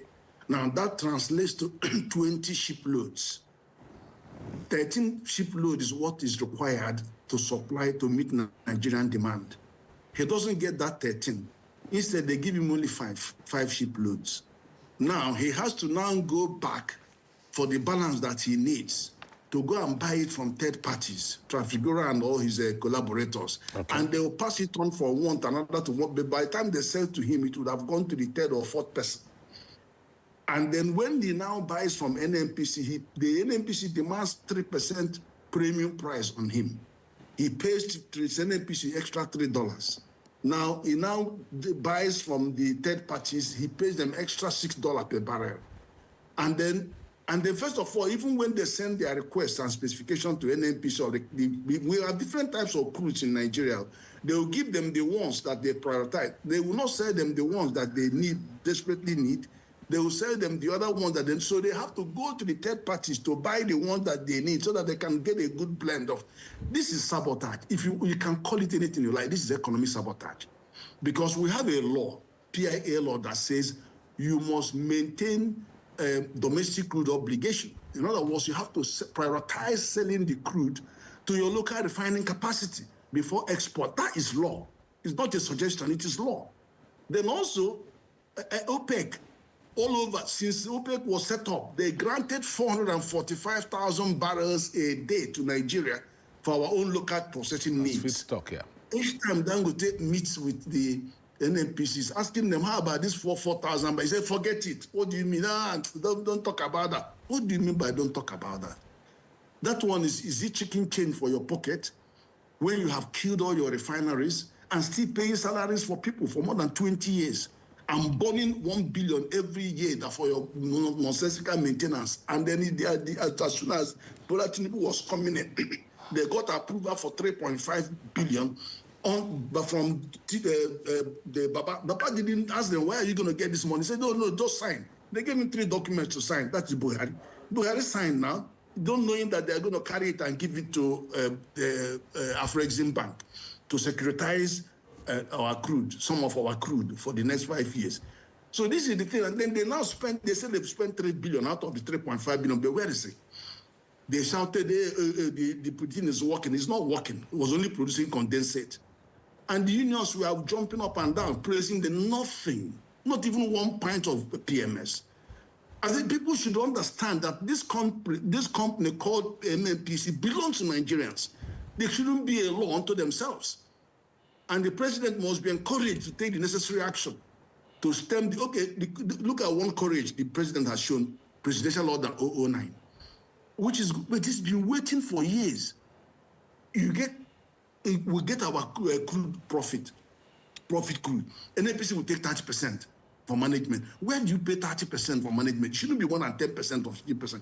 Now, another 30% goes to frontier basins for exploration. Where are they spending it? They're not spending anything. These are all pocket money for NNPC. Professor, only 40% comes on shore to be shared by the 3 levels of government. Professor, so the man has blocked it. I'd like us to get back and talk about, let's get back to the crux of the discussion this morning. I understand how you feel about the goings-on in the oil industry in Nigeria. I have also been one questioning the opacity in the oil industry for many years now. I've done that, especially on this program.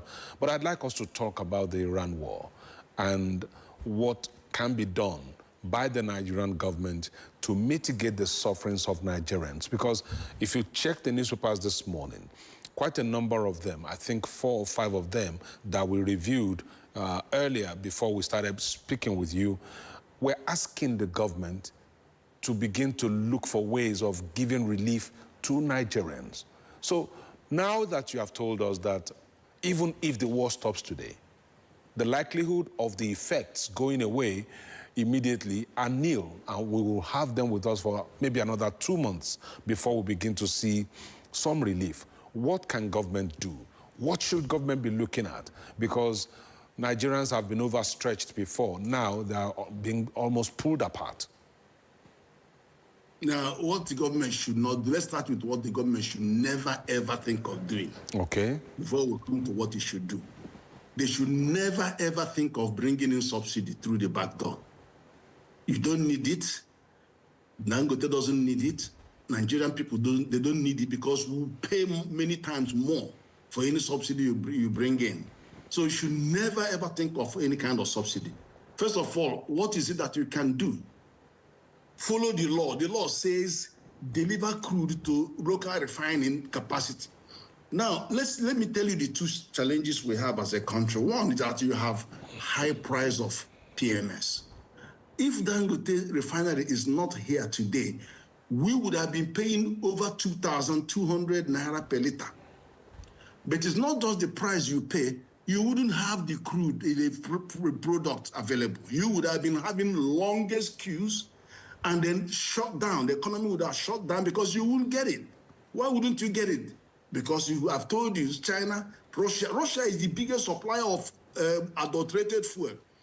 It sends it to them in Malta. That's where they blend. And then they ship down to Lomé. And then they... But Russia has stopped. Russia, America...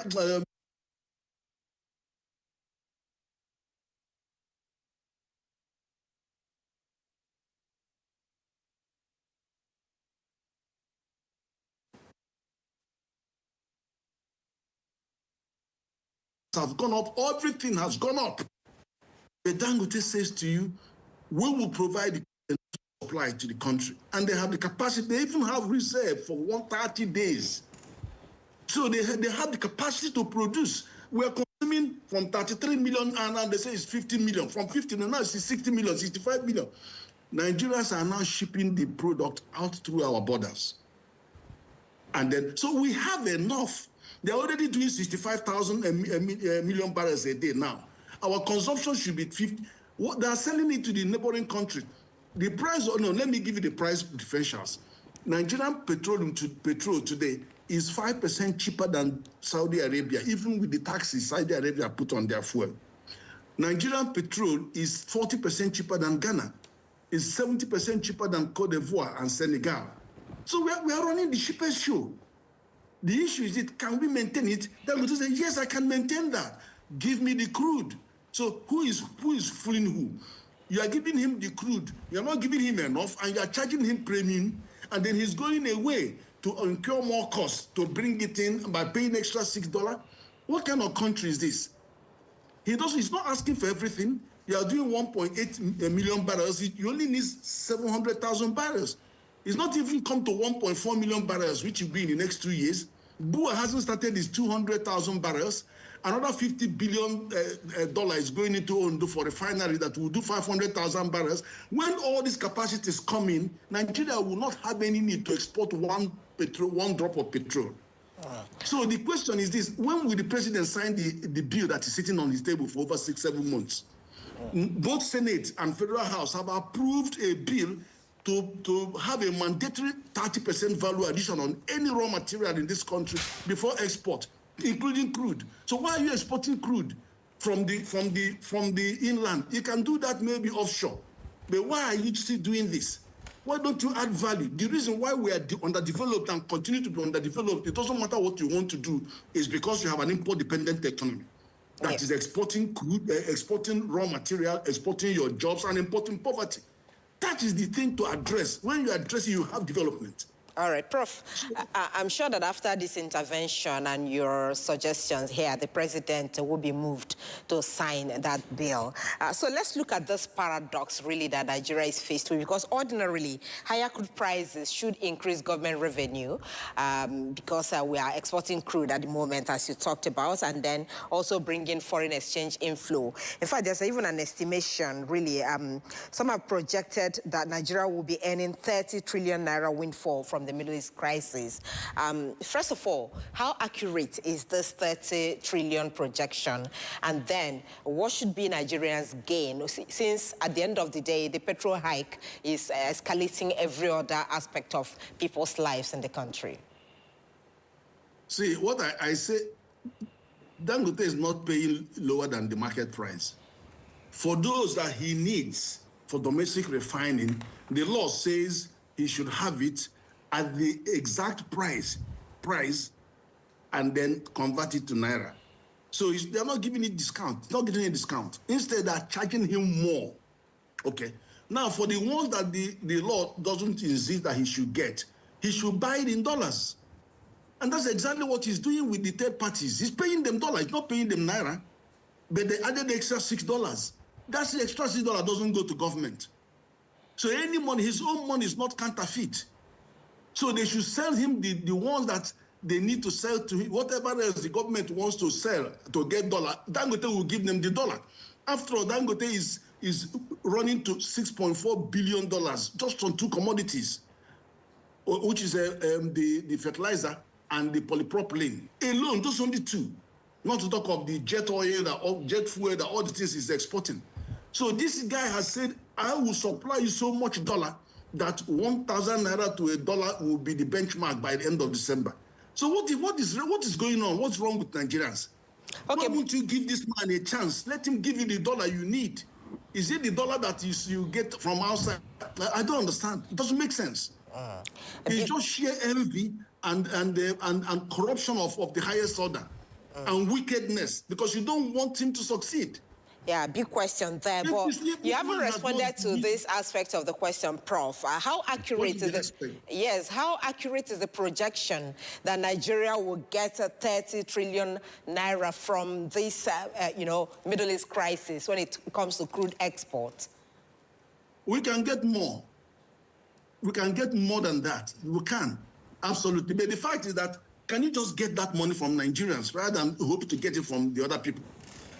Let's get that money from Nigerians, because there are Nigerians that are prepared to pay you that money and guarantee that you get that money. Do you understand? Okay, why did Tinubu have to stop the 60% being taken by both this guy and NNPC and the Frontier Basin? Because he wasn't getting the money, the profit oil. He wasn't getting it. But here is, I even suggested to Dangote, set up a standby letter of credit to Nigeria to say, look, give me this crude, take the money immediately. Don't wait for them to go. Give it to them, they will go and put the money on spot market for 30 days, 90. No, take it. So you guarantee you're getting your money. So 30 trillion may be small money compared to what you can get. Because when it goes through, the filter through it, and anyway, that's my answer. My answer is that we could hit that target much more. But please, why don't you just support your own? But this is the only guarantee you are going to get on both the price. Okay, his price at the gantry is 1,075 naira. So he cannot account for what else is going on elsewhere. But he has spent 1 trillion naira on 4,000 CNG trucks to de-risk the entire distribution chain, the storage, the transportation, the logistics of the crude, and he's not making a penny from it. He invested it to de-risk the supply chain. And that is what gave the impetus to people like Bua and all these other guys to come into the industry. And let me tell you this, when all these capacities come in, Nigeria's crude is not going to be sufficient for them to operate. They will not be sufficient. Add them up. 500 plus 200 plus 1.4 million. Nigerian crude will not be enough for them. So what do you think you are doing? You cannot stop this industry, because if you go to Texas has 32 refineries and 5,000 petrochemical industries. So what is wrong with Nigeria? Why you cannot allow the Niger Delta people to breed? You create a fund, you destroy the 4 refineries, and you don't want this community to get anything. Texas has so much.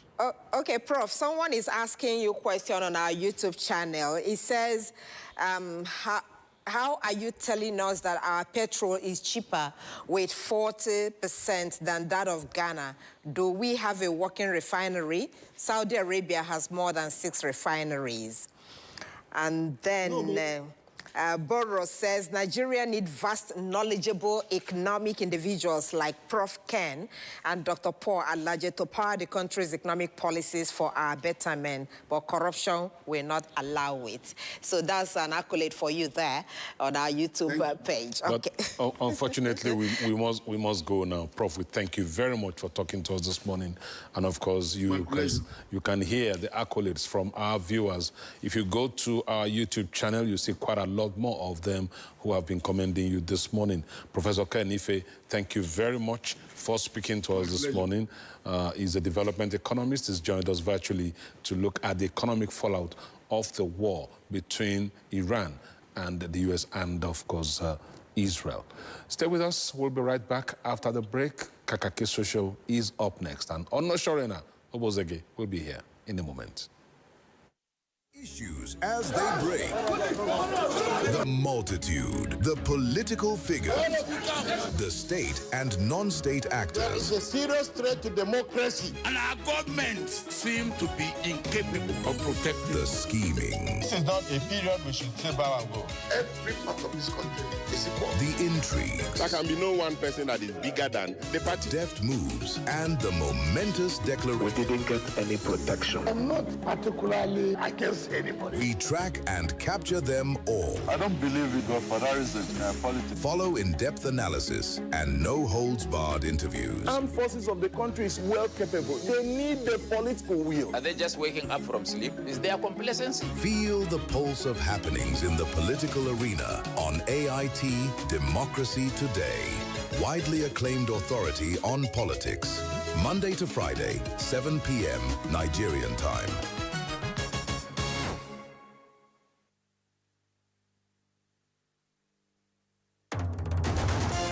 Focus Nigeria. It's a huge task, but we take it on.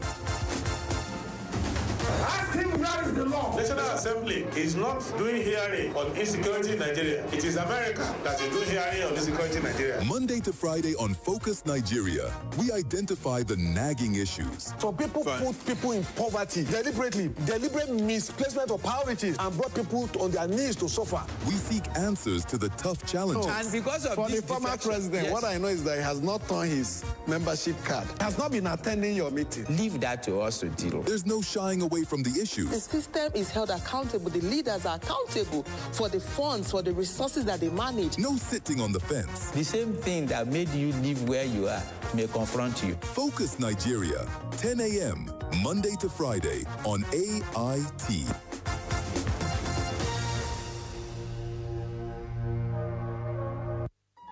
The stories now break online.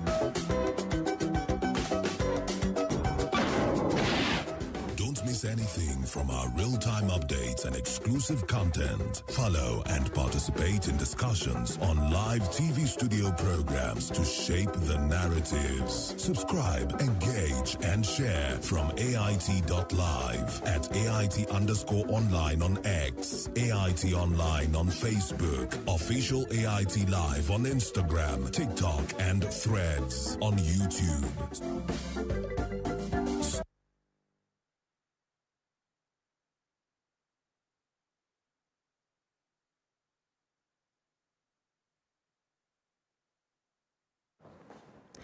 Hello everyone, excellent morning to you. This is Kakaki Social. Thank you so much for joining us this morning and starting your week with us.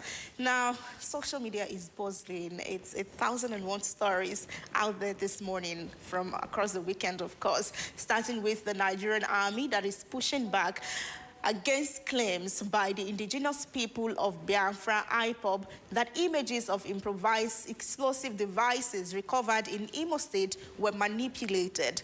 In response to the allegations circulating on social media, the army is now inviting media organizations and civil society groups to visit the operational areas and verify the recoveries themselves. Now, according to the military, the explosives were recovered during Operation Eastern Sanity, a security operation that is currently ongoing across Imo and Anambra State. Now, Army authorities also explained in a statement on X too, actually, that the geolocation details of the image were deliberately blurred for operational security reasons and not to conceal where the devices were recovered. The military adds that troops have continued to dismantle cams and improvised explosive devices. Manufacturing site links to the group and its armed wing, the Eastern Security Network, within the Mother Valley axis of the two states. So yes, the Nigerian army had to repost the coordinates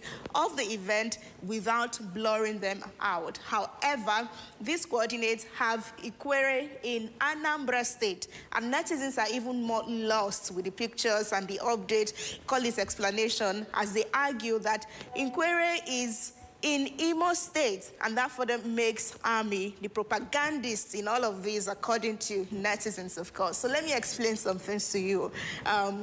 We have 3 reactions and 3 videos, much more, even before reactions. So we're going to start from the very beginning, where the army had posted pictures, what they had shared, blood, of course, and then the pictures are there, please, just after what you rolled. We're going to start with them before we get to reactions.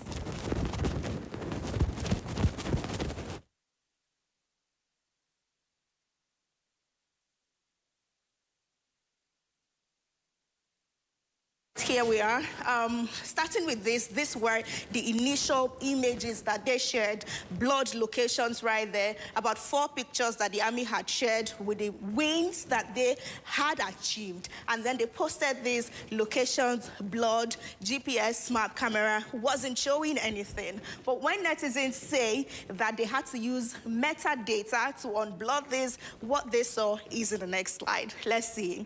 So the event had happened according to the Nigerian army in Anambra and in Imo State. However, netizens brought out that this is okay or good in Oyo State, as well as Ikorodu in Lagos State, Nigeria. And the time and date there says 2024, not even 2026. See the date there, 2024, May 2022, the 22nd day of May in 2024. So this was what netizens brought out to say, you army, you are at it again. But let's see, in the post updated by the Nigerian army, where they now invited the media and the CSO to come and verify for themselves, they now tagged it original images taken at the operation area, and then they uploaded it, reposted the videos and the pictures rather.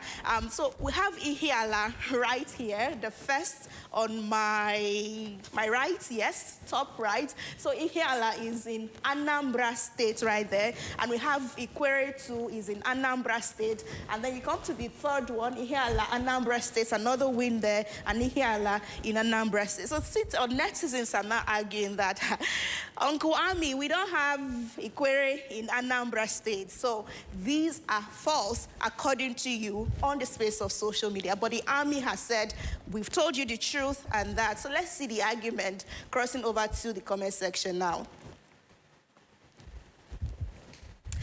Ochiha says, now what?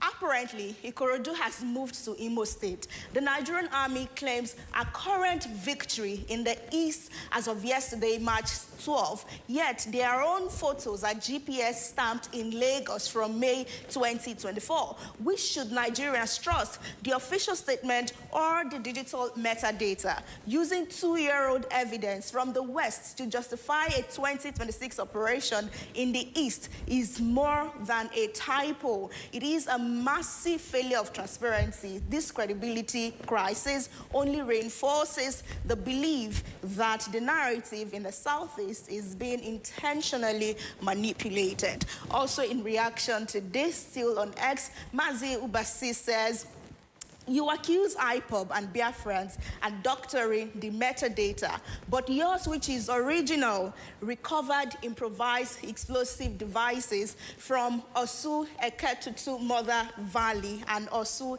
Ihi Tekwa in Imo State. Your post and the metadata shows Ihiala in Anambra, and your own Ikwere is in Anambra, no longer Imo State. And then we have another user. So someone had said, beg to differ, that there is actually an Ikwere in Anambra State, even though we think that Ikwere is solely in Imo State. So they brought out this Google photo that you see right there. See directions. So you see Ikwere right there in caps, in bold, and then we have it in Anambra State. But Nina, reacting to that user, says, you can't know our place more than us. Remember, Ikwere is in Imo, not in Anambra. If you don't know something, keep your mouth shut up. So those are the conversations. It's now left to you to now see if there is an Ikwere in Imo State and also in Anambra State, because it left netizens not really confused, but we also had people, like I showed you right there, who say we have something like Ikwere in Anambra State. So let me ask you, is there Ikwere in Anambra State? That's for you. All right, away from that, we have a Nigerian A veteran, of course, we have to acknowledge, a veteran Nigerian comic actor, Abiodun Richard Ayoyinka, the one that we popularly know as Papa Ajasco. He has cried out that he's suffering and he needs help. In a viral interview with Lucky Odo on Saturday, he disclosed that he's only been able to act on Papa Ajasco and Company by Wale Adenuga Productions, and that's because other producers and brands who would have loved to come and engage him, his services, they want him to act the character. But the name, Papa Ajasco, and the costumes, that's the wrapper and the sleeves that he wears, are trademarked. He complained that he's so poorly paid that he doesn't even own a car, not a house too. I'm not moving, and why people are not seeing me where they're supposed to see me is because that particular character, has been registered by Wale Adenuga. And anybody that wants to use me outside, they want to use me with the character, with everything that I have. But it has never been easy for me. And that's why you don't see me on adverts, you don't see me on billboard and all that. So it's painful. Well, my fans out there, things have never been okay for years back now. Every day, no car of my own, no house of my own. You don't have a car? I don't have a car. What happened? Well, it's money. It's money. We started with Wale Adenuga with 22,500 naira. That was 1997 per episode. Then we begin to grow to, 3,000, 5,000, 20,000, 25,000, so on and so forth. But it's not easy for you to collect a pay on episodes and then you relax at home and then come back again. Yes. Like how many times in a year do you work with them? I've just said it, just once in a year. Right now? Right now. They call us on location just once in a year. At times 2 years. The money they pay you, is it up to like maybe 2 million naira? At all. Like how much I'm being paid per episode now. Just take for instance, they are paying me for 45,000 naira per episode. Right now? Right now I'm being... In 2026? 2026. Jesus Christ. 60,000 naira per episode. And then if you now record them up to 13 episodes, times it until after a year or 2 years. All right, so if we have to do some maths or anything, 45,000 naira times 12 episodes that you just gain at once, that's, my calculator says that's 540,000 naira a year, and you collect it once. And you know when you collect money once, well, in reaction, Ayobankole says, I will never pity people who rose on the back of people's enterprise and then defame them for it. Papa Ajasco had always been the intellectual property IP of Wale Adenuga Productions. Way before he appeared on TV, he could have started a skit series, his own show, or 300 other things. But no, he chose to blame his employer, who paid him for work done and signed a willing contract. Many of his generation have pivoted or even relocated. This is a terrible entitlement mentality that should be condemned. Also, in reaction to this, Mecca Magic says, Sir, you are not your character. You are an actor, and a professional actor should be able to portray multiple characters and not just to be limited or boxed into one character. Wale Adenuga Production created the character Papa Ajasco, and they paid you to give it life, which you did. Move on, sir. Another user also in reaction to this, King of All Sports says, before you pen your signature to any contract, please get a lawyer. Let them explain every detail to you like a 5-year-old. Too many things are hidden in contracts. I mean, I have an experience, not personal, with contracts. you have to read. And on Facebook, Oladipo Shitu says, lucky Udo, that's the creator and the producer of that. He says, Papa Ajasco was trademarked. But what if he uses Papa Ajasco, that's repeating A's right there, or Ajasco Papi? That's another thought right there. But I know that they are working towards a GoFundMe account for him right now, and they want to see as much as possible how they can get him a house or even a landed property to start with. Well, from there we go to Benin City, where the management of Igbenedion Education Center in Benin City, Edo State, has expelled students involved in a bullying incident captured in a viral video that is circulating on the space of social media. The school says the decision followed an internal investigation which found the student culpable of physically assaulting another student, describing the behavior as disturbing and a violation of its zero tolerance policy against bullying, intimidation, and other forms of violence. Now, besides that video, though, more and more videos of bullying have continued to surface from the school. And reacting to the incident, the Edo State Ministry of Education has also expressed deep concern over the disturbing footage, and they're describing it as unacceptable and contrary to the values of discipline, respect, and safety expected in schools around Edo State. The ministry has also set up a 5-member investigative committee that will fully probe the incident. Nonetheless, police have invited the parents of the children who are involved. The 91-year-old proprietor of the school, Chief Gabriel Osawaru Igbenedion, also visited the school for first-hand information about the bully over the weekend. Let's see just some sound and sight of the experience of some of those students. Jesus!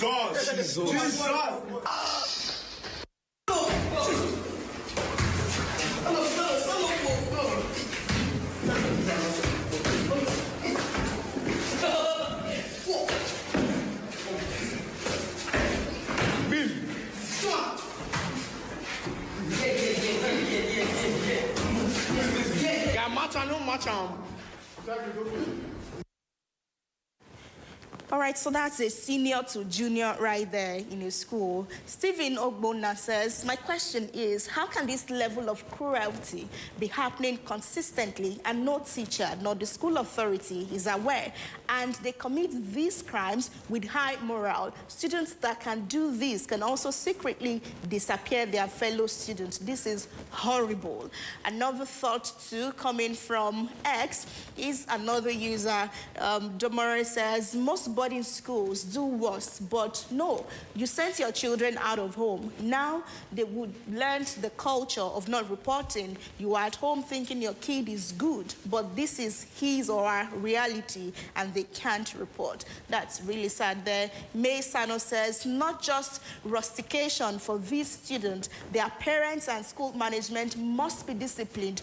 Board of Education in Nigeria must start putting such in student record so that other schools won't admit them until they finish serving their suspension. That's what Mary Sanu thinks about all that. Now, for Bambino, it says these people are only interested in Elephant Project because they can't conduct. This is, we have to take another story at this point. We have a disturbing video that is circulating on social media and is raising fresh concerns about the state of healthcare in Nigeria. So one video that is trending on the space of social media, if we could please have it, is of a nurse that is attending to a patient in a hospital said to be from Suleja in Niger State, and the happening right there is that she's treating that patient with a torchlight inside the hospital. Well, I'm reading that it's General Hospital in Suleja, and this is definitely due to the absence of electricity in the facility. In the video, the health workers, please, if we could have that, the health workers are seen struggling to provide care in the dimly lit environment, highlighting the challenges faced by medical personnel as well well as patient in some public health centers. I mean, that's the video right there. Nurse treating a patient with torchlight there because actually no electricity and definitely treatment has to go on. All right, there you went. Some thought. Let's see what you make of this and what the way forward could be. In reaction, Everything Politics says, imagine lying on a hospital bed, gasping for breath, while the nurse beside you holding a phone torchlight to check your pulse because the light went out again. No generator fuel, no stable power, just darkness swallowing hope. Meanwhile, billions vanish into luxury apartment for the elite, private jet and endless convoys. This isn't a horror movie. This is Nigeria in 2026.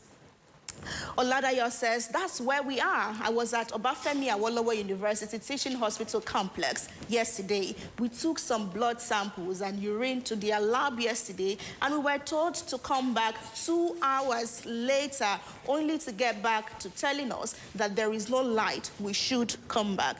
I mean, imagine the number of times that you have to come back. Etel Bong Edem says, no wonder Tinubu is lighting up Aso Rock with the solar system and disconnecting from the national grid, so the madness can continue. Well, finally today we have a City Boy Movement Empowerment Rally in Owerri, in Imo State, that, of course, it's for President Bola Ahmed Tinubu's re-election in 2027. That empowerment was disrupted by a crowd surge on Saturday that led to the looting of empowerment materials. Now, the attendees breached protocols, they breached barricades leading to a stampede and the looting of empowerment items. Items stolen include sewing machines, deep freezers, grinding machines, barbing kits, and other empowerment materials that were meant to be distributed. Well, we also had shuttle buses. They were there for distribution, but I'm not sure. I cannot say if those were stolen as well. For the organizers, it was caused by the uncontrolled enthusiasm of supporters, and no serious injuries were recorded. And then there is a beneficiary, a woman in same Imo State, who had promised the President Bola Ahmed Tinubu her family's vote. Pay all her children, even her goats, will vote President Bola Tinubu for the deep freezer she gained from the empowerment.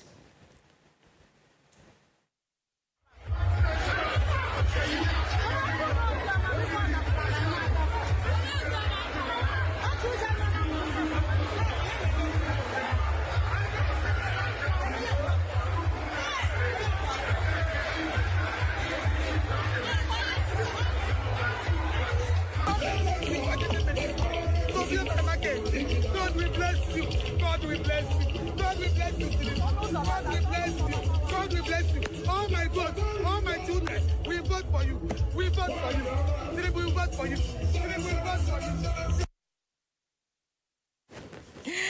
I'm not sure how she wants to get her goats to vote for the president, but if that woman has her way right now, it feels like you'll be an enemy. You're sworn one at that if you ever say you want to vote anyone, if not President Bola Tinubu. Well, Sheyi Tinubu and his beloved wife from Imo State, they were there over the weekend to do that large empowerment. Kakaki social, all right, that's the template. King Mike has said that Tinubu is trying so hard to impress rather than letting his governors speak for him. There was mass score of murder by bandits in Goze in Meduguri.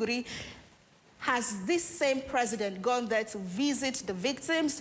The answer is no. He is rather so engrossed with second term, and at this point, I think the people of Nigeria have been grossly insulted by their leaders. I spoke with a friend from Burkina Faso, and he told me in 4 years' time, his country will become one of the giants of Africa. Many Nigerians are in deep and really don't know it. Also, in reaction to this one, we have typical African who says they create hardships while enriching themselves, then use it to deceive and control people's minds, to think that Help has finally reached them, but the main aim is to secure their vote. This is the useless democracy we have in Africa. The people have been programmed not to think critically, just to be beggars. And yes, another reaction, Sole says, after the 2023 elections, no rice or electronics were distributed. In 2024, there was no rice or electronics. In 2025, no rice or electronics. Instead, they managed to spread and intensify poverty across all the states. Now, in 2026, a year before another presidential election, they suddenly remember that their people are hungry. Finally, Owele says Imo women went from picture A to picture B. If now you, won't you shed tears remembering that they gave you one catfish the last time in the name of empowerment? Una mind no go touch ground. And I'm really seeing this picture for the first time. I didn't think that it was an empowerment, but look at this catfish. It's even branded right there, like vote for the party that you will see. And that was empowerment for them. So maybe, as Owele says, we have to understand with this woman why her family, her children, and even her goats have to vote for President Bola Tinubu come elections next year. Everyone, thanks a bunch for being a part of Kakaki Social this morning. I'm Rena OBO on the space of social media, and we are AIT_online. The program will continue after now. You and I, we always see the next day. Be good. Tantance karin kumallo da suke bukata domin tunkara wannan rana mai cike da ayyuka. Mami yau zan yi samun babban kofin Milo. Ni mamaru. Wannan ya wuce karin kumallo, lokaci ne na musamman na iyalanmu. To fa, anya akwai sauran Milo da baba zai samu. Muna murna da zagayowar watan Ramadan tare da sinadarin da ke cikin Milo. For years, OPay has protected how the people pay. Every day, we move money to keep life going. Through our daily hustle of trying to make ends meet.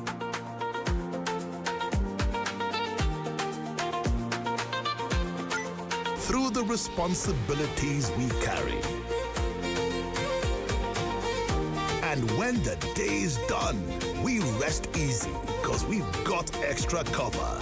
And because we're confident in the security we've built, we're backing it. Introducing Extra Cover, an extra layer of assurance on your OPay account.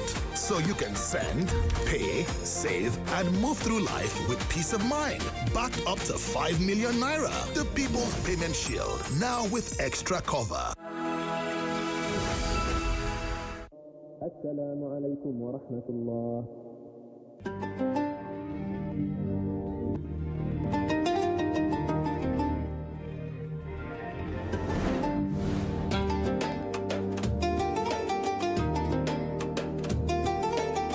Wherever life takes you, home is who you share iftar with. Ramadan Mubarak from Terra. Kafin fitowar rana na farka don baiwa iyali na ingantaccen karin kumallo da suke bukata domin tunkara wannan rana mai cike da ayyuka. Mami yau zan yi samun babban kofin Milo. Ni mamaru. Wannan ya wuce karin kumallo, lokaci ne na musamman na iyalanmu. To fa, anya akwai sauran Milo da baba zai samu. Muna murna da zagayowar watan Ramadan tare da sinadarin da ke cikin Milo.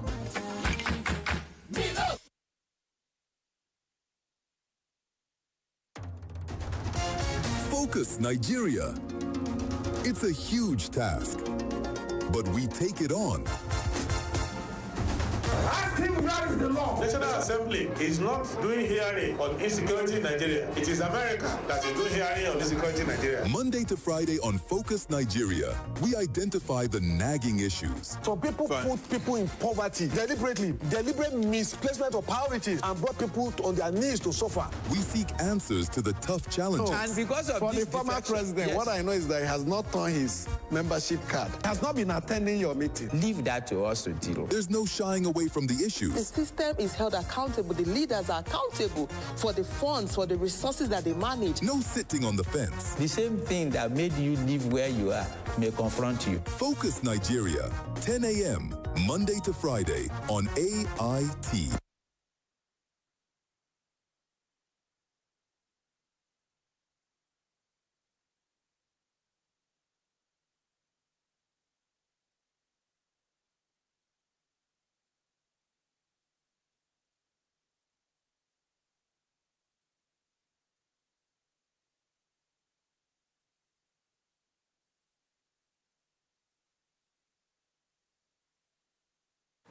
All right, thank you so much for staying with us. It's still Kakaki, the African voice. Away from the war in Iran, we'll be moving on to something else which is happening in Nigeria, and that is wave of defections in political parties in the country.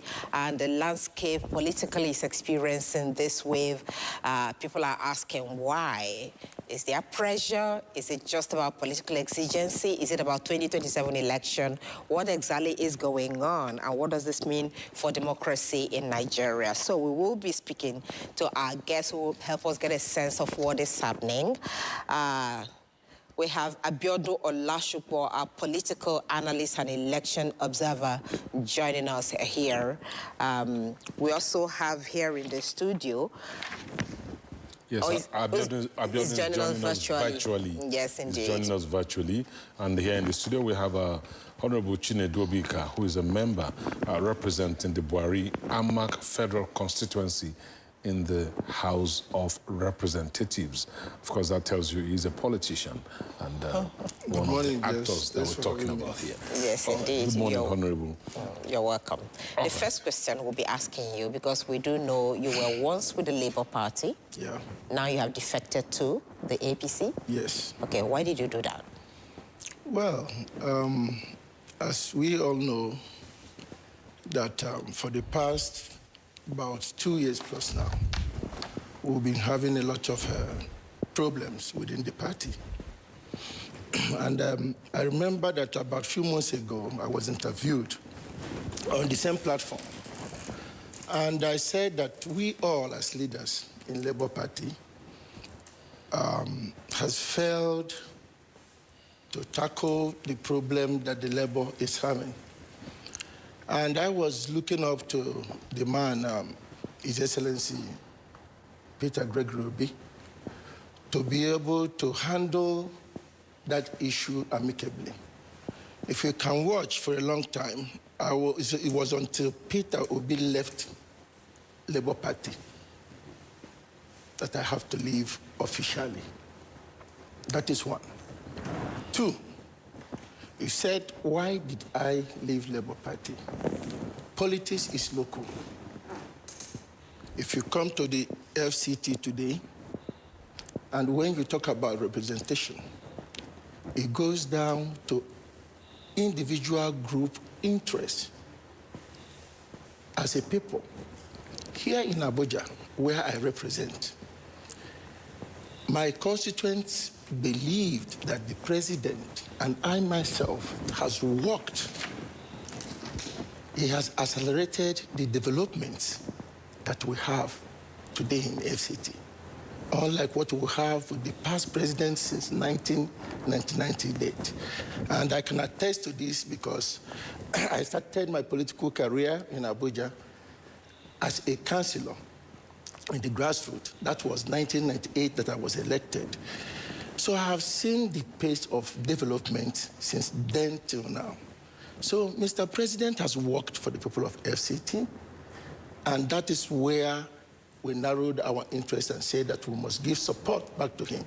And this is the first time also that FCT as a state is having representation in Federal Executive Council. So all this put together, our people in FCT, more than 75% of labor structure that left with me to the APC when I left, agreed that we will give Mr. President the support for the second time to help to finish the good job he has started. How does giving the president support for second time, affect your election? Because I know that it was the Labour Party that gave you the platform, on which you stood to become a member. And now you have left that party. Yes. Does it mean now the APC manifesto and that of the Labour Party are one and the same? The manifesto on which you campaigned? No, what we are talking about here is the interest of the people I represent in the parliament. And the politics is all about what your people benefit from. And from what the president is doing today, the people of my federal constituency are appreciating him for what he's doing. I believe you live here in Abuja, and you know the pace of development before and now. Before you won this election, yes. The president wasn't the president at the time. Yes. But you won the election. I did. So how is your election now tied to that of the president? My election is tied to the development of my federal constituency. Okay, Honorable, can you, before we go to Abidin, because I would like to bring Abidin into this conversation. Yes. But I'd like you to talk about at least two of the developments that your people, your constituents are enjoying that you think would make you want to join the APC, because defection is something that political watchers have talked about and they've railed against, really, saying that it is dangerous for democracy. Okay, let me talk about my defection again. Look at this. You remember before this last local government election, that is called area council election here, Labour was not uploaded. With that, you don't have a party. And the law makes it sacrosanct that I must belong also to a political party. The party ceases to exist when the party cannot find a candidate for a contest. Okay. So the issue of why did I leave Labour, I think that is not an issue to I wanted now, to that know. by the side, yes. Why I moved into APC. And I told you that politics is all about benefit of what your people if representation is not about what your people want, in the Constitution would have had 2 or 3 people sit down in Abuja and discuss the issue of Nigeria. And it's all about it. But because there is an interest down the line, which I that is seated here, and my people have been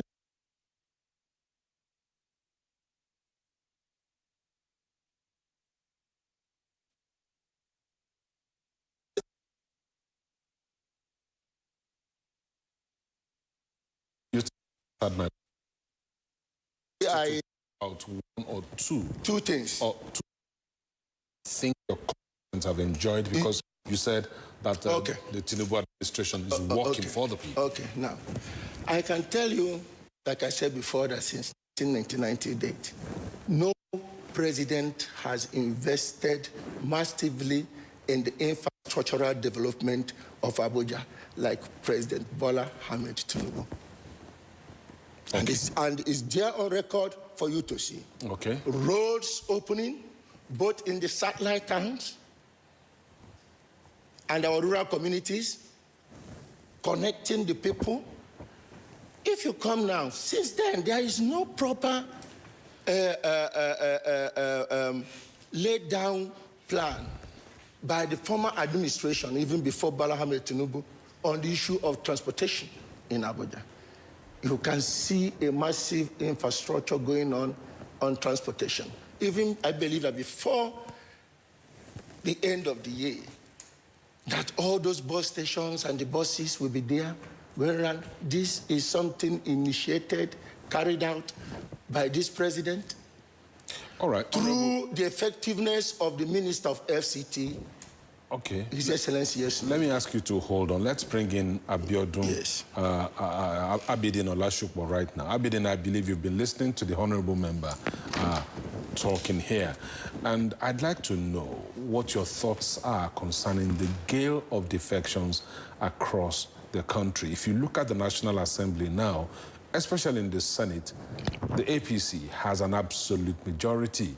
And what we've heard from political watchers is that this is not good for democracy, because what it will do is that all you get is a rubber stamp National Assembly that will not really reflect the views of the people.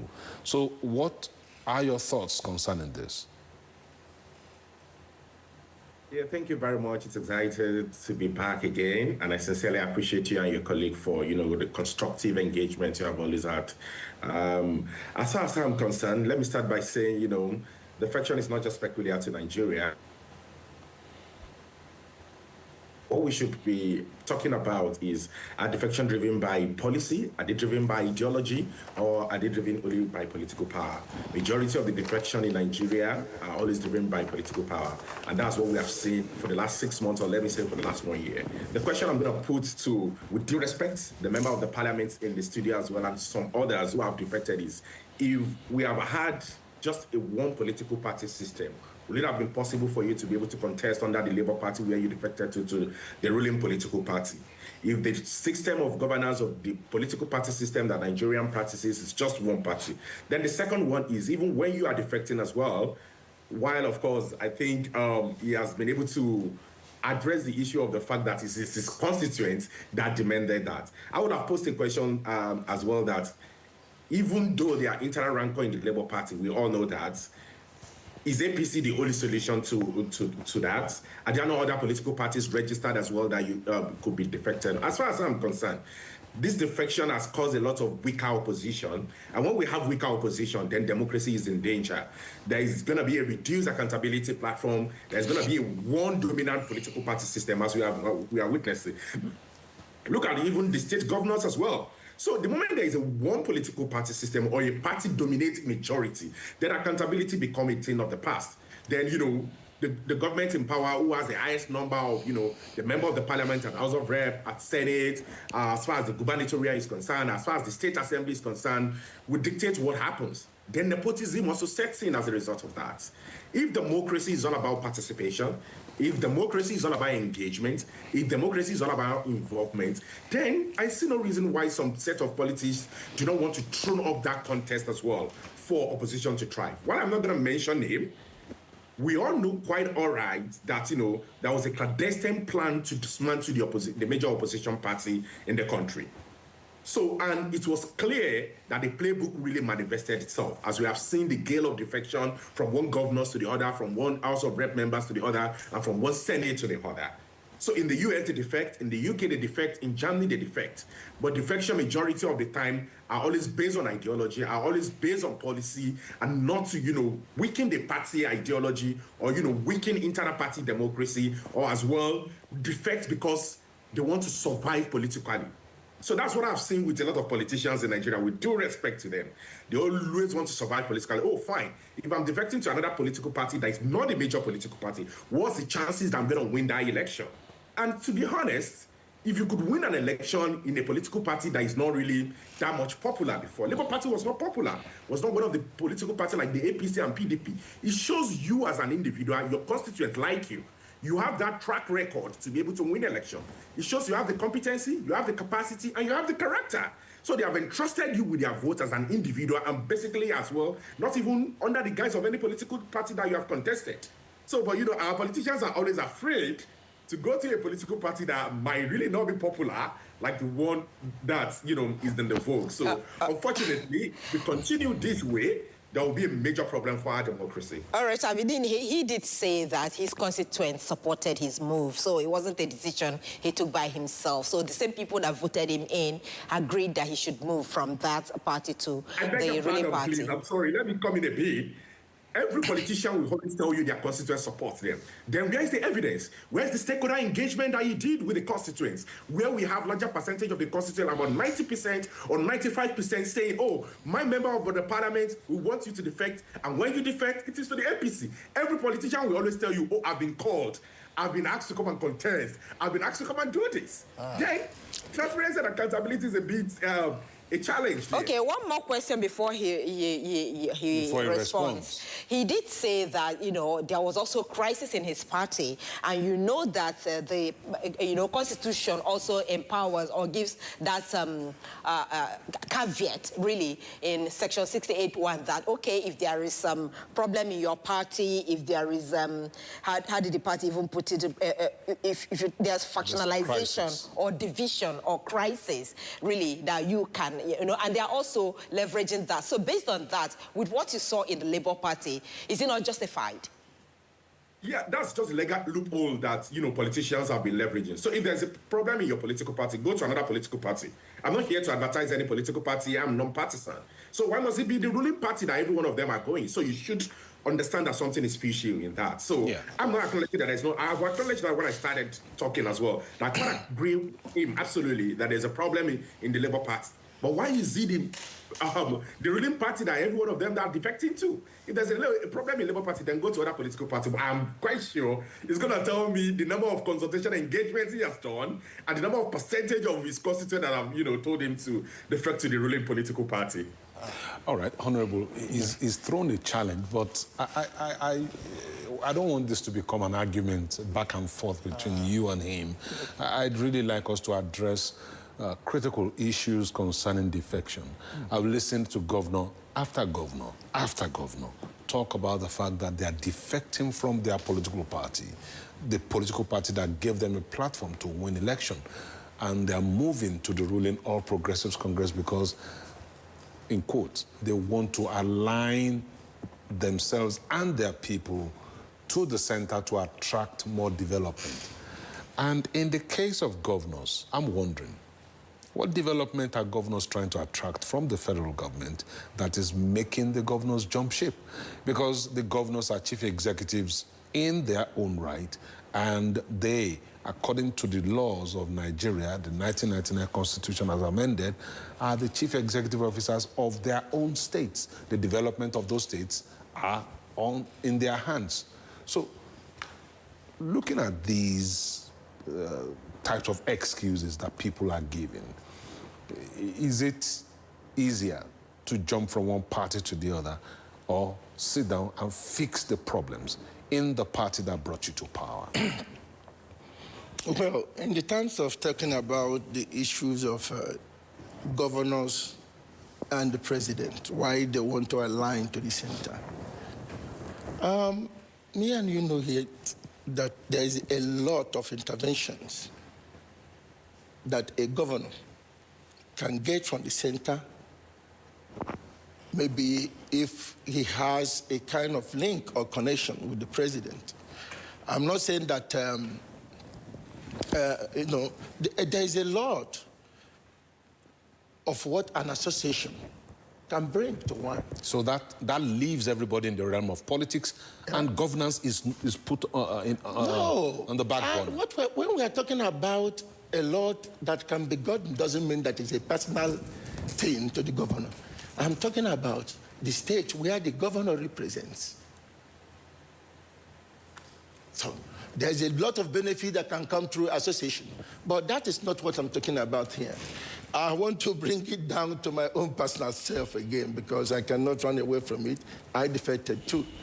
And let us know that politics is local. It depends on what your people want. And I can only speak for myself, that I know that Abuja, Ama Buhari Federal Constituency has felt the impact of Mr. President. And that's why when we left Labour Party, we pitched our tent with APC. So a governor defecting is defecting for a reason. Politics is local. There must be a reason why you are defecting.